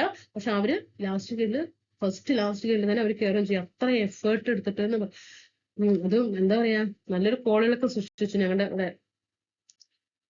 ഇനി നോക്കിക്കേ, മതിയായ വിദ്യാഭ്യാസവും ആരോഗ്യ സുരക്ഷയും നേരിടുന്നതിന് ദാരിദ്ര്യം വിഘാതമായി നിലനിൽക്കുന്നു. ജനങ്ങളെ ദാരിദ്ര്യത്തിന്റെ പിടിയിൽ നിന്ന് മുക്തരാക്കുന്നതിന് വേണ്ടിയിട്ട് കേന്ദ്ര സംസ്ഥാന സർക്കാരുകൾ വിവിധ പദ്ധതികളും നയങ്ങളും നിയമങ്ങളും കാലാനുസൃതമായി ആവിഷ്കരിച്ച് നടപ്പിലാക്കി വരുന്നു. ദാരിദ്ര്യ നിർമ്മാർജ്ജന പദ്ധതികൾ നമ്മൾ തന്നെ എടുത്തു പറയാൻ ഏതാണ്, കുടുംബശ്രീ പറയാം അല്ലെ. ദാരിദ്ര്യ നിർമ്മാർജ്ജനത്തിൽ ഏറ്റവും മുൻപന്തിയിൽ നിൽക്കുന്നത് എന്താണ്, കുടുംബശ്രീയാണ്. പിന്നെ ഇപ്പൊ കുടുംബശ്രീ എന്താണെന്നറിയോ, ഓഡിറ്റ് റിപ്പോർട്ടിന് വിധേയമാക്കണം എന്നുള്ള ഒരു നിയമം നിലവിലിപ്പ് വന്നിട്ടുണ്ട്. കാരണം അതുപോലെ തന്നെ വിവരാവകാശത്തിന്റെ നിയമത്തിലും വന്നിട്ടുണ്ട്. ഇത് കുടുംബശ്രീ എന്നുള്ള പേരുണ്ട്. അപ്പൊ അത്രയും എന്താണ്, കോടിക്കണക്കിന് ആസ്തിയുള്ള ഒരു ഇതായിട്ട് എന്ത് മാറിയിട്ടുണ്ട്, ഇന്ന് കുടുംബശ്രീ മാറിയിട്ടുണ്ട്. ഇപ്പൊ ഈ കുടുംബശ്രീ നിലവിൽ വരുന്ന നിങ്ങൾക്ക് അറിയാൻ വേണ്ടിയിട്ട് പറയാം, പഠിക്കുന്നതിന്റെ ഇടയിൽ ഇത് പറയുമ്പോൾ അതൊന്ന് നിങ്ങൾക്കൊന്ന് ഫ്രീ ആയിക്കോട്ടെ എന്ന് പറയുന്നുണ്ട്. നിങ്ങൾക്ക് ഓർമ്മയുണ്ടോ, ഈ എന്താണ് നമുക്കറിയാം കുടുംബശ്രീ നിലവിൽ വന്നില്ലേ, കുടുംബശ്രീ എപ്പോഴാണ് കുടുംബശ്രീ നിലവിൽ വന്നത്? 1998 മെയ് മാസം 17 വന്നു അല്ലെ. ഈ 17 നിലവിൽ വരുന്ന സമയത്ത് അന്ന് ഈ ഇതിനോടൊരു എന്താണ് ഒരു പുച്ഛമായിരുന്നു ആർക്ക്? സ്റ്റേറ്റ് ബാങ്ക് ഓഫ് ഇന്ത്യക്കാർക്ക്. ഈ സ്റ്റേറ്റ് ബാങ്ക് ഓഫ് ഇന്ത്യക്കാർക്ക് ഇവരോട് പുച്ഛമായിരുന്നു. ഇവരൊക്കെ എന്താണ് ഈ ആഴ്ചയിൽ ഈ അടുത്ത പൈസയൊക്കെ കഴിഞ്ഞിട്ട് ഇവര് ബാങ്കിലേക്ക് പോണ സമയത്ത് അവരെ മാറ്റി നിർത്തും. എന്നിട്ട് നോർമൽ ആയിട്ടുള്ള ഡെപ്പോസിറ്റേഴ്സ് ആണെങ്കിലും വായ്പക്കാരാണെങ്കിലും അവർക്ക് പ്രാധാന്യം കൊടുക്കാൻ വെയിറ്റ് ചെയ്യുന്നൊക്കെ പറഞ്ഞിട്ട് ഒരു ഭയങ്കര പ്രശ്നങ്ങളുണ്ടായിരുന്നു. ഈ ബാങ്കിന്റെ മുന്നിൽ സമരങ്ങളും അതൊക്കെ ആയിട്ട് നിൽക്കണ്ടായിരുന്നു. അപ്പൊ ഇവരെ അവോയ്ഡ് ചെയ്യാണ്. അപ്പൊ ഈ കുടുംബശ്രീക്കാർ എന്ത് ചെയ്തു? നേരെ ഈ SBI അക്കൗണ്ട് മാറ്റിയിട്ട് നേരെ എവിടേക്ക് പോയി എന്നറിയോ? HDFCക്ക് പോയി. എവിടേക്ക് പോയി? HDFCക്കാര് എന്താ പറയാ, നിലവിളക്കും താരവുമായിട്ട് പൂപ്പൊലിയുമായിട്ട് അവരെ കാത്ത് വരവേറ്റു. കാരണം എന്താണ്? അവർ നല്ല രീതിയിൽ കുടുംബശ്രീക്കാരെ സ്വീകരിച്ചു. ഇന്ന് ഏറ്റവും കൂടുതൽ അക്കൗണ്ടുകൾ ഉള്ളത് കുടുംബശ്രീയിൽ ഏത് ബാങ്കിലെന്ന് അറിയാം? HDFCക്കാരിലാണ്. കാരണം അന്ന് അവരത് നല്ല രീതിയിൽ കുടുംബശ്രീക്കാരെ ഉപയോഗിച്ച് ഇന്ന് കോടിക്കണക്കിന് ആസ്തിയാണ് ഏതിൽ കിടക്കണം? കുടുംബശ്രീയിൽ കിടക്കുന്നത്. അപ്പൊ ഇതിങ്ങനെ എന്താണ് ഇങ്ങനെ ഒരു അനുഭവം ഇന്ന് എന്ത് ചെയ്യുന്നുണ്ട്? ഈ സ്റ്റേറ്റ് ബാങ്ക് ഓഫ് ഇന്ത്യ എന്താണ് ഈ കുടുംബശ്രീക്കാരുടെ മീറ്റിങ്ങും അവിടെയും ഇവിടെയും അത് ഇത് പറഞ്ഞിട്ട് വിളിച്ചു കൂട്ടിയിട്ട് എന്താണ് ഈ കുടുംബശ്രീക്കാര് കണ്ടിട്ടില്ലേ? ഈ എന്താണ് ഫാമിലി ആയിട്ടൊക്കെ പോയിട്ട് പരിപാടിയൊക്കെ അവതരിപ്പിച്ച് എന്നൊക്കെ പറഞ്ഞിട്ട് നമ്മൾ ഈ ഇടയ്ക്ക് ഉണ്ടായിരുന്നില്ലേ? അതില് സ്റ്റേറ്റ് ബാങ്കുകാരായിരുന്നു അവിടെ മുൻഗണന അവരുടെ നേതൃത്വത്തിലായിരുന്നു. കാരണം എന്താണ്? അക്കൗണ്ടുകളൊക്കെ സ്റ്റേറ്റ് ബാങ്ക് ഓഫ് ഇന്ത്യക്ക് ട്രാൻസാക്ഷൻ ചെയ്യാൻ വേണ്ടിയിട്ട്. കാരണം ഇവര് വിചാരിച്ചു ഈ സ്ഥാപനം ഇങ്ങനെ എന്താണ് ഈ കുടുംബശ്രീ എന്ന ഒരു ദാരിദ്ര്യ നിർമ്മാർജ്ജന മിഷൻ ഈ ലെവലിൽ എത്തുന്ന ഒരിക്കലും വിചാരിച്ചില്ല. പക്ഷെ HDFC ബാങ്കിൽ കോടിക്കണക്കിന് ആസ്തിയാണ് ഇതിൽ കിടക്കുന്ന കുടുംബശ്രീയുടെ അക്കൗണ്ടുകളിൽ കിടക്കുന്നത്. അപ്പൊ ദാരിദ്ര്യ നിർമ്മാർജ്ജന പദ്ധതിയിൽ ഏറ്റവും നല്ലൊരു ഉദാഹരണം തന്നെയാണ് ഇത്. നോക്കിക്കേതാ ഈ ഡയഗ്രാം ഒന്ന് നന്നായിട്ട് നോക്കണം കേട്ടോ. ഭക്ഷ്യദൗർലഭ്യം, പോഷകാഹാരക്കുറവ്, വിദ്യാഭ്യാസ പ്രാപ്തിയില്ലായ്മ, നിരന്തരമായ അസുഖങ്ങൾ, ഇതൊക്കെ എന്താണ്? ദാരിദ്ര്യത്തിന്റെ ഏറ്റവും വലിയൊരു ഘടകം തന്നെയാണ് അല്ലെ. ദാരിദ്ര്യം, നമുക്ക് പൈസ വീട്ടിലൊരു ദാരിദ്ര്യം ഒരു അവസ്ഥയെങ്കിൽ ഭക്ഷ്യദൗർലഭ്യം ഉണ്ടായില്ലേ? ഭക്ഷണം നില കിട്ടോ? ഇല്ല. പോഷകാഹാരക്കുറവ് അനുഭവപ്പെടില്ലേ? വിദ്യാഭ്യാസം നമുക്ക് ലഭിക്കുവോ? ഇല്ല. നിരന്തരമായ അസുഖങ്ങൾ വരും. അതുപോലെ ഉയർന്ന ശിശുമരണ നിരക്ക്, കുറഞ്ഞ ആയുർദൈർഘ്യം, പെട്ടെന്ന് മരണത്തിലേക്ക് കിടക്കില്ലേ? ആശ്രിതരുടെ എണ്ണത്തിൽ വർധനവില്ലേ? ഒരാളെ ആശ്രയിച്ച് കഴിയേണ്ട എണ്ണത്തിൽ വർധനമുണ്ടാകും. അതുപോലെ കുറഞ്ഞ ഉൽപാദനക്ഷമത, എന്താണ്? ആരോഗ്യം കുറയുന്ന സമയത്ത് അവിടെ തൊഴിലിന്റെ അധ്വാനം ഉണ്ടാകുമോ? ഇല്ല. അവിടെ ഉൽപാദനക്ഷമത കുറയും, ജോലി ചെയ്യാനുള്ള ശേഷി കുറവ് വരില്ലേ? വരും. പിന്നീട് അതെന്താകും? ദാരിദ്ര്യത്തിലേക്ക് വന്നു മാറും. പിന്നെ അത് ദാരിദ്ര്യം വന്നു കഴിഞ്ഞാൽ കുറഞ്ഞ വരുമാനം അല്ലേ? കുറഞ്ഞ വാങ്ങിക്കാനുള്ള ശേഷി ഉണ്ടാകുമോ? ഇല്ല. ഇതൊക്കെ എന്താണ്? ഇതൊരു ഡയഗ്രാം അല്ലേ? ഇതിങ്ങനെ ഒന്നിനായിട്ട് എന്ത് ചെയ്യുന്ന ബന്ധപ്പെട്ടിട്ട് കിടക്കുകയാണ് ചെയ്യുന്നത്. ഇനി തൊഴിലില്ലായ്മ എങ്ങനെയാണ് നമ്മുടെ ജീവിതത്തെ ബാധിക്കുന്നത്? അതിന് ഉദാഹരണം ഞങ്ങളെ നോക്കൂ ഇല്ലേ? ഇത് നമുക്ക് പഠിക്കേണ്ട ആവശ്യമില്ല. ഇല്ല, തൊഴിലില്ലായ്മ എങ്ങനെയാണ് നമ്മുടെ ജീവിതത്തെ ബാധിക്കുന്നത്? ഞങ്ങളെ ഓരോരുത്തരും നോക്കൂന്ന് ഞാൻ പറയുന്നു കേട്ടോ.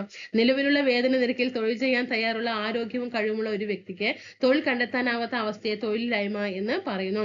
വിദ്യാഭ്യാസത്തിനും നൈപുണ്യക്കും യോജിക്കുന്ന തരത്തില് തൊഴിലവസരങ്ങൾ ലഭിക്കാതെ വരുന്നത് മാനവ വിഭവശേഷിയെ പരമാവധി പ്രയോജനപ്പെടുത്തുന്നതിന് തടസ്സം സൃഷ്ടിക്കുന്നു. മാനവ വിഭവശേഷിയെ പരമാവധി ഉപയോഗപ്പെടുത്തിയാൽ മാത്രമേ മനുഷ്യ മൂലധന രൂപീകരണം സാധ്യമാകുകയുള്ളൂ. അതായത് ഇവിടെ എന്താണ് പറയുന്നത്? ആരോഗ്യം കഴിവുമുള്ള ഒരു വ്യക്തിക്ക് തൊഴിൽ കണ്ടെത്താനാവാത്ത അവസ്ഥയാണ് എന്ത് പറയുന്നത്? എന്താണ്? തൊഴിലില്ലായ്മ എന്ന് പറയുന്നത് ഇല്ലേ? അതേപോലെ നോക്കൂ, വിദ്യാഭ്യാസത്തിനും നൈപുണ്യക്കും യോജിക്കുന്ന തരത്തിലെ തൊഴിലവസരങ്ങൾ ലഭിക്കാതെ വരുന്നത് ഇല്ലേ? അതും എന്താണ്? മാനവ വിഭവശേഷിയെ നല്ല രീതിയിൽ പ്രയോജനപ്പെടുത്തുന്നതിന് തടസ്സം സൃഷ്ടിക്കുന്നുണ്ട് അല്ലേ? നല്ല വിദ്യാഭ്യാസം ഉണ്ട്, ആ വിദ്യാഭ്യാസത്തിനനുസരിച്ച് ജോലി കിട്ടുന്നുണ്ടോ? ഇല്ല. ഇന്നിപ്പോ അറിയാം PSCയിലേക്ക് ഇറങ്ങിയിരിക്കുന്നതിന് എത്രത്തോളം ക്വാളിഫിക്കേഷൻ ഉള്ളവരാണ് അല്ലേ? അവർക്ക് ജോലിയില്ല. പരമാവധി പ്രയോജനപ്പെടുത്തുന്നതിന് തടസ്സം സൃഷ്ടിക്കുന്നുണ്ട്. അതുപോലെ മാനവ വിഭവശേഷിയെ പരമാവധി ഉപയോഗപ്പെടുത്തിയാൽ മാത്രമാണ് എന്ത് ചെയ്യുള്ളൂ? മനുഷ്യ മൂലധന രൂപീകരണം സാധ്യമാകുകയുള്ളൂ. ഇനി രാജ്യത്തെ പലതരത്തിലുള്ള തൊഴിലില്ലായ്മ നിലനിൽക്കുന്നുണ്ട്. അത് ഓരോ നോക്കിക്കേ. ഈ 4 തൊഴിലില്ലായ്മയുണ്ട്. ഈ 4 തൊഴിലില്ലായ്മയും പഠിച്ചു വെക്കണം കേട്ടോ. പ്രകടമായ തൊഴിലില്ലായ്മ, ഘടനാപരമായ തൊഴിലില്ലായ്മ, കാലികമായ തൊഴിലില്ലായ്മ, പ്രച്ഛന്ന തൊഴിലില്ലായ്മ. അപ്പൊ രാജ്യത്ത് തൊഴിലില്ലായ്മ എത്ര തരം? 4 തരം. ഒന്ന് പ്രകടമായ തൊഴിലില്ലായ്മ, ഓപ്പൺ അൺഎംപ്ലോയ്മെന്റ്. എന്താണ് പ്രകടമാണ് അല്ലെ? പ്രകടനം മുൻവശത്ത് കാണാൻ കഴിയും. അഥവാ തൊഴിൽ ചെയ്യാൻ സന്നദ്ധമായിട്ടും തൊഴിലില്ലാത്ത അവസ്ഥ അല്ലെ? തൊഴിൽ ചെയ്യാൻ ഇപ്പൊ ഞാൻ റെഡിയാണ് തൊഴിൽ ചെയ്യാൻ, പക്ഷെ തൊഴിലില്ല. നിങ്ങൾ ജോലി ചെയ്യാൻ തയ്യാറാണ്, പക്ഷെ തൊഴിലില്ല. അതാണ് പ്രകടമായ തൊഴിലില്ലായ്മ. ഇനി എന്താണ് സ്ട്രക്ചറൽ അൺഎംപ്ലോയ്മെന്റ്? ഘടനാപരമായ തൊഴിലില്ലായ്മ അഥവാ നൂതന സാങ്കേതിക വിദ്യയുടെ പ്രയോഗം മൂലം തൊഴിൽ നഷ്ടമാകുന്ന അവസ്ഥ. ഇന്ന് പുതിയ ടെക്നോളജീസ് വന്നു അല്ലെ? ഇപ്പൊ നമുക്കറിയാം, ഇപ്പൊ നമ്മളിപ്പോ അഗ്രികൾച്ചർ ഫീൽഡ് എടുത്തേ, ഇന്നിപ്പോ പഴയ ആൾക്കാർ ആവശ്യമുണ്ടോ? ഇല്ല. ഇപ്പൊ കൊയ്തെടുക്കാൻ മെഷീൻ വരുന്നു. കാരണം ആളുടെ ആവശ്യമില്ല. അവിടെ എന്താണ്? ആ ജനങ്ങൾക്ക് മുഴുവൻ തൊഴിൽ നഷ്ടമായി. അതെന്താണ്? നൂതന സാങ്കേതിക വിദ്യയുടെ പ്രയോഗമാണ്. അപ്പൊ അതെന്താണ്? ഒരു സ്ട്രക്ചറൽ അൺഎംപ്ലോയ്മെന്റിന് ഉദാഹരണമാണ്. ഇനി കാലികമായ തൊഴിലില്ലായ്മ, അല്ലെ, സീസണൽ അൺഎംപ്ലോയ്മെന്റ്, അഥവാ പ്രത്യേക കാലത്ത് മാത്രം തൊഴിൽ ലഭിക്കുകയും മറ്റു സമയം തൊഴിലില്ലാതാവുകയും ചെയ്യുന്ന അവസ്ഥ. കാലികമായിട്ട് മാത്രം, അല്ലെ, പ്രത്യേക കാലത്ത് മാത്രം തൊഴിൽ ലഭിക്കുന്നത്. ഇനി നോക്കിക്കേ, ഡിസ്ഡ്യൂസ്ഡ് അൺഎംപ്ലോയ്മെന്റ് നോക്കിക്കേ. പ്രച്ഛന്ന തൊഴിലില്ലായ്മ അഥവാ ഉൽപാദന പ്രവർത്തനത്തിൽ ആവശ്യത്തിലധികം തൊഴിലാളികൾ പങ്കെടുക്കുന്ന അവസ്ഥ. ഉൽപാദന പ്രവർത്തനത്തില് ആവശ്യത്തിലധികം തൊഴിലാളികൾ പങ്കെടുക്കുന്ന അവസ്ഥ. അതായത് 10 പേര് ജോലി ചെയ്യേണ്ട ആവശ്യമേ അവിടെയുള്ളൂ. പക്ഷെ അവിടെ എത്താണ്? 20 തൊഴിലാളികൾ അവിടെ ഉണ്ടാകും. അപ്പൊ എന്താണ്? മൂലധനം അവിടെ കുറയുന്നില്ല ചെയ്യുന്നത്, അല്ലേ? ഈ 10 പേർക്ക് അതിനനുസരിച്ചിട്ട് വേതനം കിട്ടോ? ഇല്ല, അല്ലെ?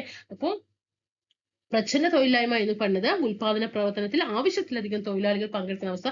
അപ്പൊ ഈ 4 തൊഴിലുകളും പഠിക്കണം കേട്ടോ. പ്രകടമായ തൊഴിലില്ലായ്മ, ഘടനാപരമായ തൊഴിലില്ലായ്മ, കാലികമായ തൊഴിലില്ലായ്മ, 4 പ്രച്ഛന്ന തൊഴിലില്ലായ്മ. പ്രകടമായ തൊഴിലില്ലായ്മ എന്താ പറഞ്ഞത്? തൊഴിൽ ചെയ്യാൻ സന്നദ്ധമായിട്ട് തൊഴിലില്ലാത്ത അവസ്ഥ. പിന്നെ സ്ട്രക്ചറലോ അഥവാ നൂതന സാങ്കേതികവിദ്യയുടെ പ്രയോഗം മൂലം തൊഴിൽ നഷ്ടമാകുന്നതാണ് ഇത് ഘടനാപരം. കാലികമായത് പ്രത്യേക കാലത്ത് മാത്രം തൊഴിൽ ലഭിക്കുന്നത്, മറ്റു സമയത്ത് എന്താണ്? തൊഴിലില്ലാത്ത അവസ്ഥ. ഇനി പ്രച്ഛന്ന തൊഴിലില്ലായ്മ അഥവാ ഉൽപാദന പ്രവർത്തനത്തിൽ ആവശ്യത്തിലധികം തൊഴിലാളികൾ പങ്കെടുക്കുന്ന അവസ്ഥ. ഒരു രാജ്യത്തെ സാമ്പത്തിക ശക്തിയാക്കി മാറ്റുന്നതിൽ മനുഷ്യ മൂലധന രൂപീകരണത്തിന്റെ പങ്ക് നിസ്സീമമാണ്. മനുഷ്യ മൂലധന രൂപീകരണത്തെ സ്വാധീനിക്കുന്ന പ്രധാന ഘടകങ്ങൾ നമ്മൾ പറഞ്ഞു, അല്ലെ? വിദ്യാഭ്യാസം എന്താന്ന് നമ്മൾ പഠിച്ചു, ആരോഗ്യം എന്താന്ന് പഠിച്ചു, കുടിയേറ്റം എന്താന്ന് പഠിച്ചു, തൊഴിൽ പരിശീലനം എന്താന്ന് പഠിച്ചു, വിവര ലഭ്യത എന്താന്ന് ഒക്കെ നമ്മൾ കണ്ടെത്തി, അല്ലെ? അതുകൊണ്ട് തന്നെ ഈ മേഖലകളിലേക്ക് വേണ്ടത്ര ശ്രദ്ധയും പരിഗണനയും നൽകുക എന്നത് സർക്കാരുകളുടെ പ്രധാനപ്പെട്ട കർത്തവ്യമാണ്.